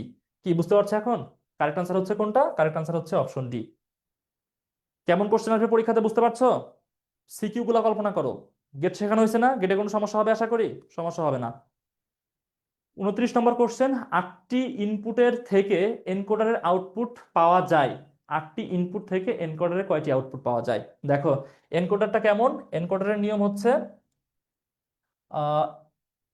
2n সংখ্যক ইনপুটের জন্য পাওয়া যাবে n সংখ্যক আউটপুট, এনকোডার। হ্যাঁ, এখন ইনপুট কয়টা? 8টা। 8টাকে এভাবে লেখা যায় 2 টু দি পাওয়ার কিউব। ঠিক আছে, 2 টু দি পাওয়ার কিউব, 2কে কিউব করলে 8 হয়। এখানে n এর মান কত? n এর মান 3। n এর মান 3 মানে আউটপুট কত পাওয়া যাবে? 3। তার মানে 8টি ইনপুট থাকলে এনকোডারে আউটপুট পাওয়া যাবে কয়টা? আউটপুট পাওয়া যাবে হচ্ছে 3টি। একটু দ্রুত যায় কারণ আমাদের 9টার সময় স্টুডিও থেকে আরেকটা ক্লাস আছে। ঠিক আছে, তাহলে সঠিক উত্তর কোনটা? সঠিক উত্তর হচ্ছে অপশন বি। সঠিক উত্তর হচ্ছে অপশন বি। ওকে। তো এখন এই যে এনকোডার ডিকোডার এগুলো শেখানো হয়েছে না? মানে যারা আমার একাডেমিক বেসে ছিল, এনকোডার ডিকোডার শেখানো হয়েছে চার্ট করে, ঠিক আছে? এনকোডারের এইদিকে থাকবে হচ্ছে 8টা ঘর, এদিকে থাকবে 3টা ঘর, উপরে সব কি লিখে দিবা? উপরে হচ্ছে x1 x2 x3 x0 x1 x2 x3 x4 x5 x6 x7 পর্যন্ত, আর ওইদিকে আউটপুটে দিবা কি এ বি সি দিয়ে। এইখানে এই যে আটেই প্রত্যেকটাতে একবার একবার করে 1 দিয়ে বাকি সব 0 করে ঘর লিখবা, আর এইখানে তার যোগ করে জাস্ট এবিসি তে আউটপুট লিখবা, তাইলে হয়ে যাবে। এগুলো শেখানো হচ্ছে, জাস্ট একটু রিকল করো, জাস্ট একটু রিকল করো, ক্লাসগুলো দেখো, তাইলে হবে, পরীক্ষাতে পেয়ে যাবা। 30 নম্বর কোশ্চেন, যে বর্তনীতে দুটি ইনপুট যোগ করলে একটি সাম ও একটি ক্যারি থাকে তাকে কি বলে? যে বর্তনীতে দুইটি ইনপুট যোগ করলে একটি সাম একটি ক্যারি থাকে তাকে কি বলে? ফুল অ্যাডার, হাফ অ্যাডার, রেজিস্টার নাকি ট্রানজিস্টার, কি বলে? দেখো, দুইটি ইনপুট যোগ, একটা হচ্ছে ইনপুট ওয়ান আর একটা হচ্ছে ইনপুট টু। আমরা আবার এভাবে ধরতে পারি, এ ধরতে পারি, বি ধরতে পারি। সেখানে কি থাকে? একটা ক্যারি একটা সাম, একটা ক্যারি একটা সাম। খেয়াল করো, একটা এখানে রেজিস্টার ট্রানজিস্টারে যাওয়ার দরকারই নাই, মূলত যোগ যে করে, এখানে বলতেছে যোগ, যোগের কাজ সময় অ্যাডার করে না? অ্যাডার। তার মানে রেজিস্টার ট্রানজিস্টার বাদ পড়ে যাচ্ছে প্রথম শর্তেই। এখন হাফ অ্যাডার নাকি ফুল অ্যাডার? আমরা জানি যে হচ্ছে একটা ক্যারি একটা সাম পাওয়া যায় হাফ অ্যাডারে। হ্যাঁ। আর অতিরিক্ত যখন এখানে একটা ইনপুট হয়, এখানে যখন একটা অতিরিক্ত ইনপুট হয়, ঠিক আছে, সিআই ক্যারি ইনপুট, হ্যাঁ, যখন এই অতিরিক্ত একটা এখানে ইনপুট দেওয়া হয় তখন সেটা কি হয়ে যায়? ফুল অ্যাডার। তাহলে এখানে যেহেতু বলতেছে দুইটা ইনপুট, এখানে উল্লেখ করে দিচ্ছে দুইটা ইনপুট, তার মানে কোনো সুযোগই থাকছে না ফুল অ্যাডার হওয়ার। এটা হয়ে যাচ্ছে কি? Half Eder. আনসার হয়ে যাচ্ছে কি? Half Eder. ঠিক আছে, বুঝতে পারছো এখন? আচ্ছা, 31 নম্বর কোশ্চেন, থার্ড চ্যাপ্টার শেষ। কোন ধরনের কোশ্চেন হবে থার্ড চ্যাপ্টার থেকে বুঝতে পেরেছো আশা করি। তারপর ওই থার্ড চ্যাপ্টার থেকে আরো কিছু কোশ্চেন আসতে পারে যেগুলো আমি দিতে পারি নাই জায়গা কম হওয়ার জন্য। যেটা হচ্ছে তোমার ইয়া দিতে পারে, বুঝছো, মানে হচ্ছে লজিক গেটগুলো আঁকা দিতে পারে, বা বুলিয়ান অ্যালজেব্রা, বা হচ্ছে তোমার ইয়া ডিমর্গানের সূত্র, এগুলো থেকে কোশ্চেন আসতে পারে। এগুলো আশা করি পারবা। সোরা নাসরিন আনি, হ্যাঁ বলো, কমেন্টে লেখো একটু দ্রুত, কারণ আমাদের ক্লাস টাইম অলমোস্ট চলে যাচ্ছে। অ্যানি, হ্যাঁ বলো, কি বলবা? স্যার আমাদের তো থার্ড চ্যাপ্টারের একটা ক্লাস বাকি আচ্ছা আচ্ছা, ছিল শুনতে পাচ্ছি না, ওয়েট লাস্টের। ওয়েট, আমি একটু স্পিকারটা বাড়িয়ে নিই। হ্যাঁ বলো, এবার বলো। স্যার থার্ড চ্যাপ্টারের লাস্টে একটু বাকি ছিল আমাদের। ও আচ্ছা আচ্ছা, ওই হাফ অ্যাডার থেকে ফুল অ্যাডারে কনভার্ট করে না কি একটা জি যেন জি। বাচ্চা, তাই না? আচ্ছা আচ্ছা, ওইটা ওইটা আমি হচ্ছে তোমাদের পরীক্ষার আগে দেখি। মানে আমার সমস্যা হচ্ছে এত বেশি কাজের প্রেশারের মধ্যে আছি, একটু অনেক কিছু এলোমেলো হয়ে যাচ্ছে। আচ্ছা ঠিক আছে, জি স্যার। ধন্যবাদ তোমাকে মনে করিয়ে দেওয়ার জন্য। ওকে ঠিক আছে, মিউট করে ফেলো। Thank you. এইচটিএমএল নামক মার্কআপ ল্যাঙ্গুয়েজের উপর ভিত্তি করে তৈরিকৃত ডকুমেন্টকে কি বলে? এইচটিএমএল নামক মার্কআপ ল্যাঙ্গুয়েজ, আমরা জানি কি এইচটিএমএল হচ্ছে একটা মার্কআপ ল্যাঙ্গুয়েজ। এটার ফুল ফর্মই হচ্ছে hyper text markup markup language. Markup language, ঠিক আছে, এটা হচ্ছে মার্কআপ ল্যাঙ্গুয়েজ। এটা দিয়ে সাধারণত কি করা হয়? কোডিং করা হয়, যা কিছু তৈরি করা হয় এইচটিএমএল ব্যবহার করে, এই এইচটিএমএল মার্কআপ ল্যাঙ্গুয়েজ ব্যবহার করে, সেটাকে কি বলে? ওয়েব পেজ বলে, ওয়েব বলে, পেজ বলে, নাকি ওয়েবসাইট বলে, কি বলে? সাধারণত এইচটিএমএল এর মাধ্যমে ওয়েব পেজ ডেভেলপ করা হয়। কি করা হয়? ওয়েব পেজ ডেভেলপ করা হয়, এবং অনেকগুলো অনেকগুলো ওয়েব পেজ নিয়ে তৈরি হওয়া কি হয়? ওয়েবসাইট। যেমন দেখো, স্কুল অফ এক্সেলেন্সের ওয়েবসাইট, তুমি সেখানে প্রথমে ঢুকলা, সেটা একটা পেজ। ওই পেজ থেকে অন্য জায়গায় গেলা, সেটা একটা পেজ। সেখান থেকে আরেক জায়গায় গেলা, সেটা আলাদা পেজ। এগুলো তৈরি করা হয়েছে কিসের মাধ্যমে? মার্কআপ ল্যাঙ্গুয়েজের মাধ্যমে। কি বুঝতে পারছো এটা? অনেকগুলো পেজের মাধ্যমে কি তৈরি হয়? একটা সাইট তৈরি হয়। আর এইচটিএমএল নামক যে মার্কআপ ল্যাঙ্গুয়েজ যেটা প্রথমে তৈরি করা হচ্ছে সেটা হচ্ছে ওয়েব পেজ। ওয়েব পেজের ক্লাসিফিকেশন আছে, প্রথমে যেখানে যাও সেটা হচ্ছে হোম পেজ, হোম পেজ থেকে যেখানে যাও সেটা হচ্ছে মূলধারার পেজ, মূলধারার পেজ থেকে যেখানে যাও সেটা হচ্ছে কি? উপধারার পেজ। ফাইন। 32 নম্বর কোশ্চেন, ওয়েবসাইট সাধারণত হতে পারে স্ট্যাটিক, ডাইনামিক, স্ট্যাটিক ও ডাইনামিক, ল্যাঙ্গুয়েজ ভিত্তিক। কিভাবে হতে পারে? আচ্ছা, ওয়েবসাইট, এক ধরনের ওয়েবসাইট আছে যেটা রান টাইমের মধ্যে তথ্য চেঞ্জ হয় না। রান টাইমের মধ্যে রান টাইমের মধ্যে তথ্য চেঞ্জ হয় না। তথ্য পরিবর্তন তথ্য পরিবর্তন হয় না। তথ্য পরিবর্তন হয় না। আচ্ছা, যেগুলো রান টাইমের মধ্যে তথ্য পরিবর্তন হয় না সেগুলোকে বলা হয় স্ট্যাটিক ওয়েবসাইট। আর কিছু আছে যেগুলো পরিবর্তন হয়, যেগুলো রান টাইমের মধ্যে কি হয়? তথ্য পরিবর্তন হয়। তথ্য তথ্য হ্যাঁ, তথ্য পরিবর্তন হয় রান টাইমের মধ্যে, সেগুলোকে কি বলা হয়? ডাইনামিক। তাহলে স্ট্যাটিক একটা ক্লাসিফিকেশন, ডাইনামিক আরেকটা ক্লাসিফিকেশন। তো এখানে যে দুইটা অপশনে দুইটা আছে, তাহলে উত্তর নিতে পারছি না, কিন্তু অপশন সি তে আছে কি? স্ট্যাটিক ও ডাইনামিক। তাহলে সঠিক উত্তর কোনটা? স্ট্যাটিক ও ডাইনামিক। সঠিক উত্তর হচ্ছে স্ট্যাটিক ও dynamic, option C correct. Fine, বুঝতে পারছো এটা? এর প্রত্যেকটা বৈশিষ্ট্য পড়বা টেক্সট বইতে। স্ট্যাটিক ওয়েবসাইটের বৈশিষ্ট্য কি, ডাইনামিক ওয়েবসাইটের বৈশিষ্ট্য কি, এগুলো পড়বা। যেমন হচ্ছে স্ট্যাটিক ওয়েবসাইট ডেভেলপ করা সহজ, এর রক্ষণাবেক্ষণ সহজ, এটা হচ্ছে কম মেমোরি প্রয়োজন হয়, ঠিক আছে। আর ডাইনামিক কি, ডাইনামিক হচ্ছে এটা ডেভেলপ করা কষ্টসাধ্য, এটা হচ্ছে রক্ষণাবেক্ষণ বেশ ব্যয়বহুল, ঠিক আছে। এইগুলা বৈশিষ্ট্য পড়ে নিবা। মূলত হচ্ছে ওয়েবসাইট হয় দুই ধরনের, একটা হচ্ছে স্ট্যাটিক, একটা ডাইনামিক। এইচটিএমএল এর সংস্করণ, এইচটিএমএল মানে এইচটিএমএল এর সংস্করণ, এইচটিএমএল এর প্রকাশকাল কখন, মানে এইচটিএমএল প্রথম কখন প্রকাশ হয়? জানুয়ারি 2007, জানুয়ারি 2008, জানুয়ারি, সরি ফেব্রুয়ারি 2007 নাকি ফেব্রুয়ারি 2008, কখন? তথ্যমূলক কোশ্চেন। আমি বলে দিই দ্রুত, ক্লাস শেষ করতে হবে। ফেব্রুয়ারি 2008-এ এইচটিএমএল সংস্করণ প্রথম কি করা হয়, প্রকাশ করা হয়, ফেব্রুয়ারি 2008। গ্লোবাল হাইপারটেক্সট প্রজেক্ট এর প্রস্তাবনা কে দেন? Eric Bina, Tim Berners Lee, Marc Andreessen, Andreessen এটা, হ্যাঁ অ্যান্ডারসন চলে আসছে, Bill Gates. Global hypertext project, hypertext এই কথাটা একটু তুমি খেয়াল রাখতে হবে, হাইপারটেক্সট, হ্যাঁ হাইপারটেক্সট। মূলত এটা আমরা এইচটিটিপি এবার সহজ করে দিলাম, ঠিক আছে। Hypertext transfer protocol. কে হাইপারটেক্সট ট্রান্সফার প্রোটোকলের প্রস্তাবনা কে দেন, বা এটার অন্য নাম হচ্ছে গ্লোবাল হাইপারটেক্সট প্রজেক্ট, হ্যাঁ। এটা হচ্ছে ধারণার নাম, যখন ডেভেলপ করা হয় তার নাম দেওয়া হয় কি, এইচটিটিপি। এইচটিটিপি এর ধারণা কে দেন প্রথম? Eric Eric Bina, Tim Berners Lee, Marc Andreessen নাকি বিল গেটস, কে দেন প্রথম? কে দেন প্রথম? সঠিক উত্তর হচ্ছে কি, টিম বার্নার্স লি, স্যার টিমোথি টিম বার্নার্স লি সর্বপ্রথম এইচটিটিপি বা গ্লোবাল হাইপারটেক্সট প্রজেক্ট বা হাইপারটেক্সট ট্রান্সফার প্রোটোকল এইটার ধারণা দেন। সঠিক উত্তর অপশন বি। 35 নম্বর, H1 অর্থ কি? এটা কি হেডার ট্যাগ না? এটা হচ্ছে কি হেডার ট্যাগ, এটা হচ্ছে হেডার ট্যাগ, হেডার ট্যাগ। আচ্ছা তোমাদেরকে আবারও বলি, যারা রিটেন নিয়ে চিন্তায় আছো, আমাদের ফিফথ চ্যাপ্টারের ক্লাসগুলো ইউটিউবে ফ্রিতে পেয়ে যাবা, সেখান থেকে করে নিও। আর বাকি যে চ্যাপ্টারগুলো সেগুলো ফ্রিতে দেওয়া নাই আসলে, এটা আসলে দুঃখজনক, কারণ ওগুলো আমাদের শুধুমাত্র পেইড ব্যাচের শিক্ষার্থীদের জন্য। তো তোমরা ফিফথ চ্যাপ্টারগুলো করে নিও ওখান থেকে। পেইড ব্যাচে যারা আছো তারা সব ক্লাস তো তোমাদের এক্সেস আছে, সব ক্লাসগুলো দেখে নিও, সব ক্লাসগুলো দেখে নিও। আচ্ছা, H1 এর অর্থ কি? একটি প্যারাগ্রাফ বর্ণনা করা, একটি হরিজন্টাল রুল বর্ণনা করা, এক লাইন ফাঁকা তৈরি করা, একটি কমান্ড বর্ণনা করা। আচ্ছা, এটা হেডার ট্যাগ তাই না? হেডার ট্যাগ কয়টা? হেডার ট্যাগ হচ্ছে 7টা। হেডার ট্যাগ হচ্ছে 7টা, হ্যাঁ। হেডার ট্যাগ কয়টা? হেডার ট্যাগ হচ্ছে 7টা, 7টা নাকি 6টা? হেডার ট্যাগ কয়টা, 7টা নাকি 6টা? আচ্ছা, হেডার ট্যাগ, একটা হেডার ট্যাগ দিয়ে কি করা হয়? একটা হেডার ট্যাগ দিয়ে মূলত একটা প্যারাগ্রাফ বর্ণনা করা হয়, ঠিক আছে। মানে তুমি এক ধরনের লেখা লিখলা H1 দিয়ে, মানে সেটা সাইজ হবে খুব বড়। আবার H6 দিয়ে একটা লিখলা, সেটা সাইজ হবে খুব ছোট। মানে একটা প্যারাগ্রাফ একটা হেডার ট্যাগ দিয়ে আলোচনা করা হয়, তাহলে একটি প্যারাগ্রাফ বর্ণনা করা, একটি প্যারাগ্রাফ বর্ণনা করা। আমি খুব দ্রুত যাই, ক্লাসের সময় হয়ে গেছে, পরবর্তী ক্লাসে। ডোমেইন নেমের সাথে নিচের কোনটি থাকলে শিক্ষা প্রতিষ্ঠান বোঝায়? বানানটা খুব সুন্দর করে ভুল আছে এখানে, শিক্ষা প্রতিষ্ঠান বোঝায়। ডোমেইন নেমের সাথে নিচের কোনটা থাকলে শিক্ষা প্রতিষ্ঠান বোঝায়? .ac.gov.com.edu। আচ্ছা, কোনটা বোঝায়, কোনটা বোঝায়? আচ্ছা, .edu বলতে তুমি বুঝতে পারতেছো হচ্ছে এডুকেশন, .com বলতে বোঝানো হচ্ছে যে কোনো বাণিজ্যিক প্রতিষ্ঠান, কমার্শিয়াল। আচ্ছা, .gov হচ্ছে যে কোনো গভর্নমেন্টাল অর্গানাইজেশন। আচ্ছা, আর কি থাকে? .org থাকে, .org হচ্ছে non profitable, non profitable organisation, non profitable organisation, এগুলো সাধারণত বোঝায়। আচ্ছা, কিন্তু সমস্যা হচ্ছে এইখানে যেটা আছে, এই এডুকেশন, এইটা দিয়ে সাধারণত শিক্ষা প্রতিষ্ঠান বোঝায় না। শিক্ষা প্রতিষ্ঠান বোঝায় হচ্ছে কোনটা দিয়ে? শিক্ষা প্রতিষ্ঠান বোঝায় হচ্ছে .ac দিয়ে। .ac এটা হচ্ছে শিক্ষা প্রতিষ্ঠান। পরীক্ষাতে আসলে খুব সুন্দর করে তোমরা ভুল করবা, সবাই দেখাবো হচ্ছে .edu না, .edu না, .ac, .ac, ঠিক আছে। আচ্ছা, .edu না, .ac, ঠিক আছে। আর যদি কোনো কারণে .ac না থাকে তখন এডু লাগাই দিবা, ঠিক আছে। বাট .ac থাকলে অবশ্যই .ac লাগাইতে হবে। 37 নম্বর কোশ্চেন, ইন্টারনেট সেবা প্রদানকারী, প্রধানকারী হয়ে গেছে, প্রদানকারী, ইন্টারনেট সেবা প্রদানকারী প্রতিষ্ঠান কোনটি? আইএসপি, ইউপিএস, আইপিএস, এপিএস, কোনটা?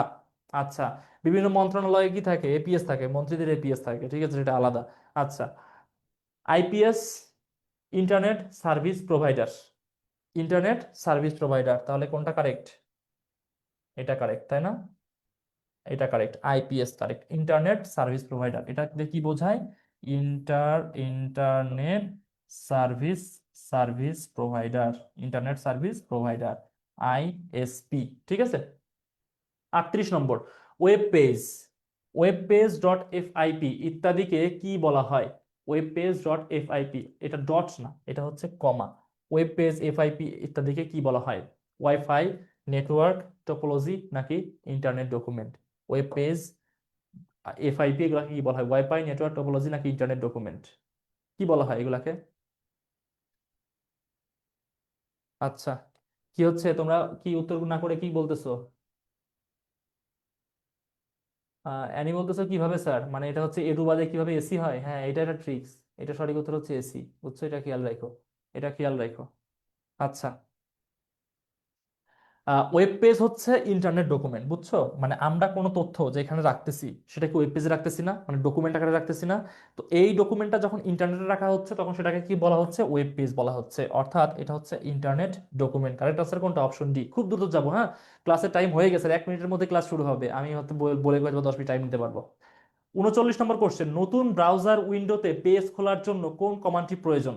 নতুন ব্রাউজার উইন্ডোতে পেজ খোলার জন্য কোন কমান্ডটি প্রয়োজন? ব্রাউজার উইন্ডোতে নতুন, ঠিক আছে, আরেকটা খেয়াল রাখতে হবে কি, নতুন, নতুন ব্রাউজার উইন্ডোতে পেজ খোলার জন্য দেখো, target self, target blank, target parent, target top. আচ্ছা, টার্গেট টপ হচ্ছে, টার্গেট টপ হচ্ছে ব্রাউজার উইন্ডোতে পুরোটা জুড়ে, পুরো উইন্ডো জুড়ে পেজ করার জন্য, পুরো উইন্ডো জুড়ে, পুরো আহ, পুরো উইন্ডো জুড়ে, ঠিক আছে, পেজ খোলার জন্য সাধারণত টার্গেট টপ ব্যবহার করা হয়।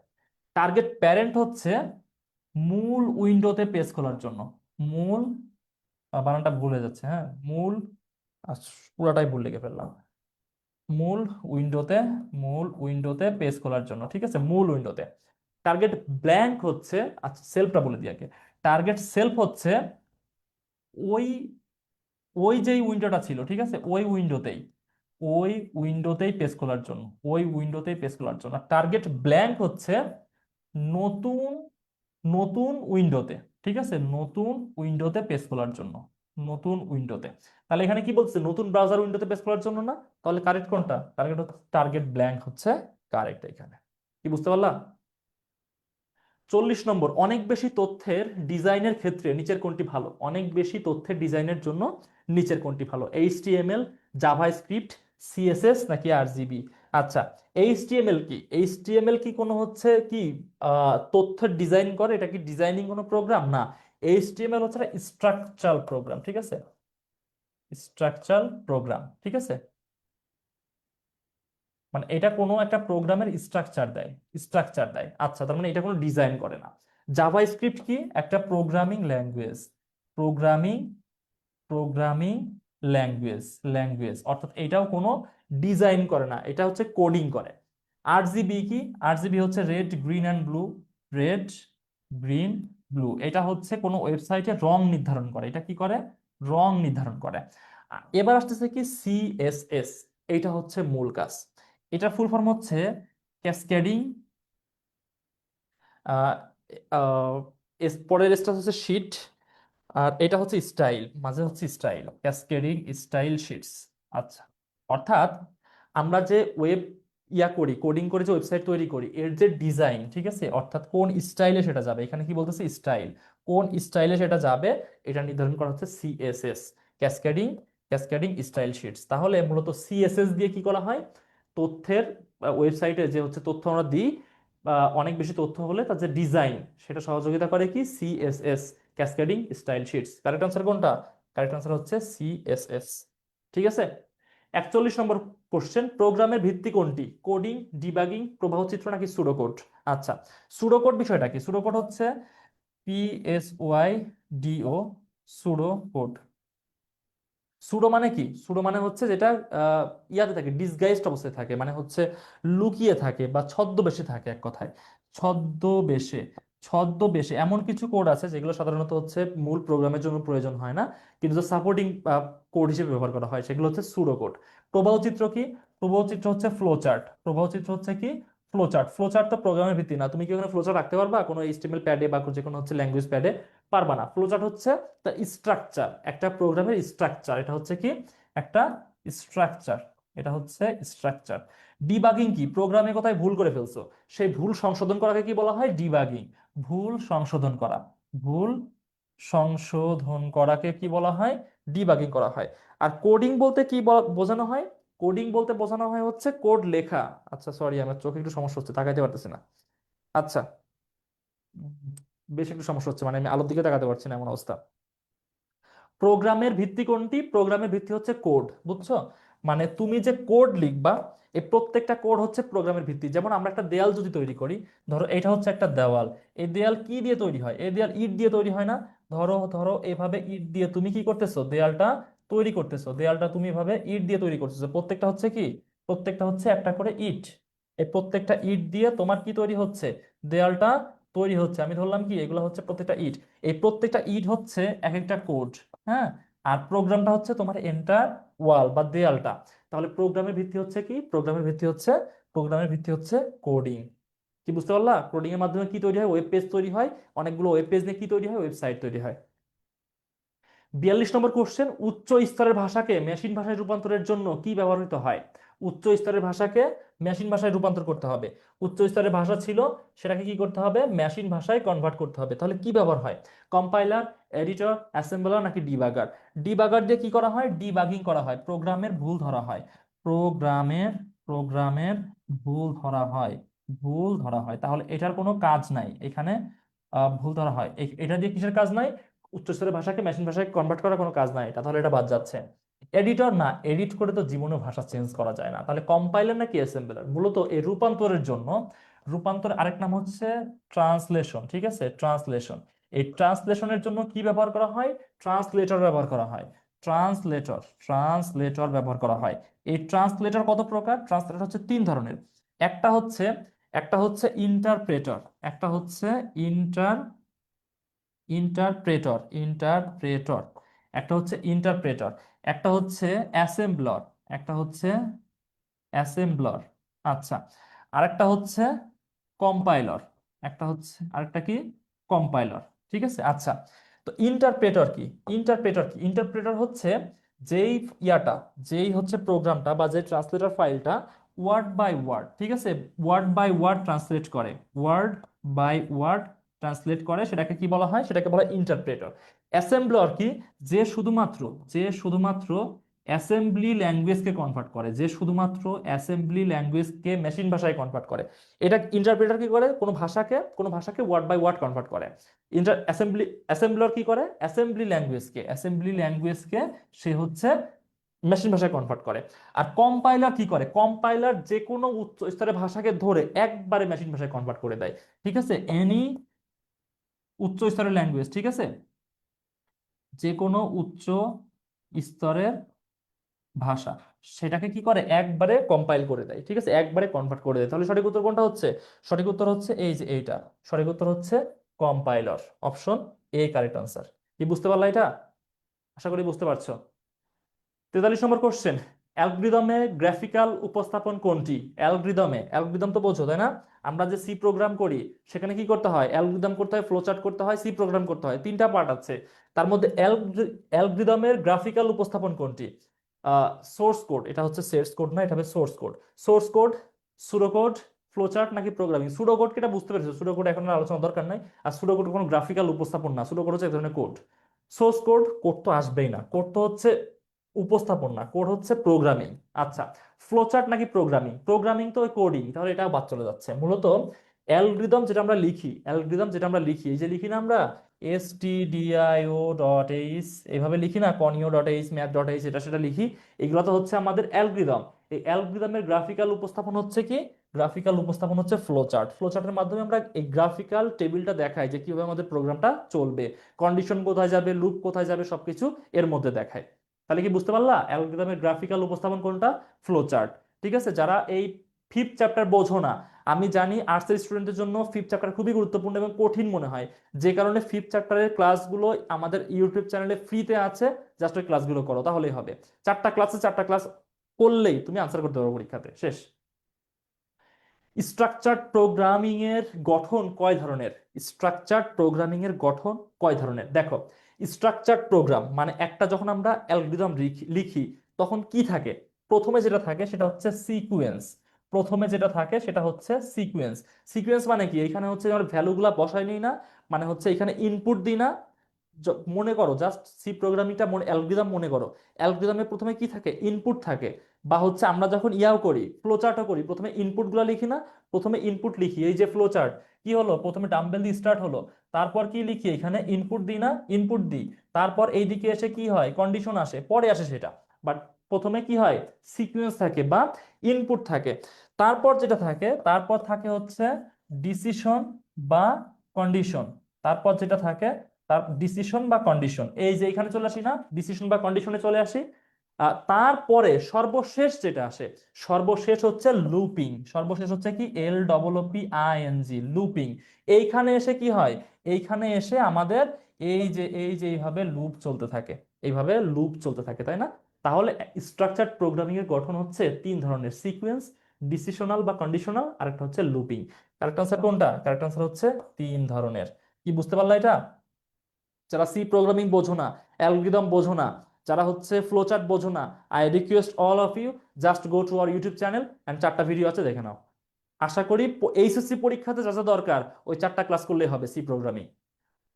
আচ্ছা, 45 নম্বর কোশ্চেন। আচ্ছা, ফ্লোট টাইপ ভেরিয়েবলের জন্য মেমোরিতে, মেমোরি বানানটা খুব সুন্দর করে ভুল করা হয়েছে, ফ্লোট টাইপ ভেরিয়েবলের জন্য মেমোরিতে কত বাইট জায়গা দরকার হয়? Float, FLOOT, FLOAT, float. Float কি? আমরা জানি ইন্টিজার হচ্ছে পূর্ণ সংখ্যা, তাই না? ইন্টিজার হচ্ছে পূর্ণ সংখ্যা, আর ফ্লোট হচ্ছে কি, অপূর্ণ সংখ্যা, দশমিক, ভগ্নাংশ যা যা আছে। তো এই যে দশমিক বা ভগ্নাংশ যা যা আছে, আরেকটা হচ্ছে কি ইন্টিজার। ইন্টিজার হচ্ছে পূর্ণ সংখ্যা, ইন্টিজার হচ্ছে পূর্ণ সংখ্যা, আর ফ্লোট হচ্ছে কি অপূর্ণ সংখ্যা বা ভগ্নাংশ, অপূর্ণ সংখ্যা বা ভগ্নাংশ। আচ্ছা, এই ফ্লোট টাইপ যে ভেরিয়েবল আছে তার জন্য মেমোরিতে 4 বাইট জায়গা দরকার হয়। তথ্যমূলক কোশ্চেন, এক্সপ্লেন করার সুযোগ নাই, বাকি তিনটা কেন উত্তর নাই সেটা বলার সুযোগ নাই। মনে রাখবা, ফ্লোট টাইপ ভেরিয়েবলের জন্য মেমোরিতে 4 বাইট জায়গা প্রয়োজন হয়। 46 নম্বর কোশ্চেন, কোন টেক্সটের সমন্বয়ে ধ্রুবককে কি বলে? কোন টেক্সটের সমন্বয়ে ধ্রুবককে কি বলে? ইন্টিজার ধ্রুবক, ক্যারেক্টার ধ্রুবক, স্ট্রিং ধ্রুবক, ফ্লোটিং ধ্রুবক, কি বলে? আচ্ছা, ইন্টিজার ধ্রুবক কি? পূর্ণ সংখ্যা, যেটা আগেই বললাম, তাই না? পূর্ণ সংখ্যা হচ্ছে কি ইন্টিজার, ফ্লোট হচ্ছে কি যে কোনো ভগ্নাংশ, যে কোনো ভগ্নাংশ। তাহলে এই দুটো বাদ চলে যাচ্ছে, থাকতেছে কি স্ট্রিং নাকি ক্যারেক্টার, স্ট্রিং নাকি ক্যারেক্টার।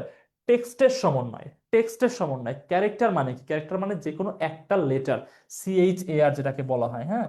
CHAR হচ্ছে কি যে কোনো একটা ক্যারেক্টার, আমি ধরলাম A, আমি ধরলাম B, আমি ধরলাম C, এগুলো হচ্ছে ক্যারেক্টার ধ্রুবক।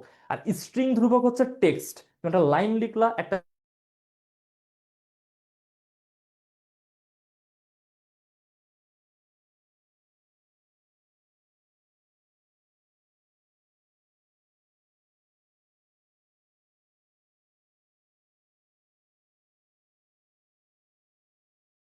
কনস্ট্যান্ট, ইন্টিজার কনস্ট্যান্ট নাকি ফ্লোটিং পয়েন্ট, কোনটা? এটা তোমরা এখন পেরে যাবা, এখন তোমরা পেরে যাবা। ফ্লোট তো না, ফ্লোট মানে কি দশমিক। এখানে কোন দশমিক আছে? এখানে বলতেছে দশমিক ছাড়া, এখানে বলতেছে দশমিক ছাড়া, এটাতে অবশ্যই দশমিক লাগবে, তাহলে এটা বাদ যাচ্ছে। স্ট্রিং এ কি? স্ট্রিং হচ্ছে টেক্সট, স্ট্রিং হচ্ছে কি টেক্সট। এখানে তো টেক্সট নাই রে ভাই, এখানে বলতেছে হচ্ছে দশমিক ছাড়া 0 থেকে 9, 0 থেকে 9, এখানে তো কোনো টেক্সট নাই, এখানে হচ্ছে সংখ্যা। তাহলে স্ট্রিং কনস্ট্যান্ট নিশ্চয় হবে না। কারেন্ট কনস্ট্যান্ট নামে তো কনস্ট্যান্টই নাই দুনিয়াতে, তাহলে এটাও বাদ চলে যাচ্ছে। এখানে থাকছে কি ইন্টেজার। ইন্টেজার শব্দের অর্থ কি? ইন্টেজার মানে হচ্ছে পূর্ণ সংখ্যা, ইন্টেজার মানে হচ্ছে পূর্ণ সংখ্যা। তাহলে দশমিক ছাড়া 0 থেকে 9, এটা নিশ্চয়ই পূর্ণ সংখ্যা, তার মানে এটা হচ্ছে ইন্টেজার কনস্ট্যান্ট। এটা হচ্ছে কি ইন্টেজার কনস্ট্যান্ট। কারেক্ট আনসার কোনটা? কারেক্ট আনসার হচ্ছে অপশন সি। আমি খুব দ্রুত যাচ্ছি, হ্যাঁ, কারণ আমাদের নেক্সট ক্লাসে টাইম অলরেডি ওভার হয়ে গেছে। 48 নম্বর, সি ভাষায় নিচের কোন ফাংশন দ্বারা পড়ানো হয়? মূল কথা হচ্ছে পড়ানো হয়, পড়ানো হয় কোন ভাষা? ভাষার নাম হচ্ছে সি ভাষায়। এখন পড়ানো মানে কি? তুমি একটা কোডিং লিখলা, এই কোডিং এ কি লিখলে এটা কখন তুমি পড়তে পারবা? যখন কি করবে, প্রোগ্রামটা আউটপুট দিবে। মূলত এই পড়ানো হয় বলতে বোঝানো হচ্ছে আউটপুট। ঠিক আছে, পড়ানো হয় বলতে বোঝানো হচ্ছে কি আউটপুট। এখন আউটপুট কোনটার মাধ্যমে দেওয়া হয়? প্রিন্ট দিয়ে, প্রিন্ট এফ দিয়ে, এখানে এফ মিস গেছে, প্রিন্ট এফ দিয়ে নাকি স্ক্যান এফ দিয়ে নাকি মেইন এফ দিয়ে নাকি গেট সিএইচ দিয়ে, কোনটা দিয়ে পড়ানো হয়?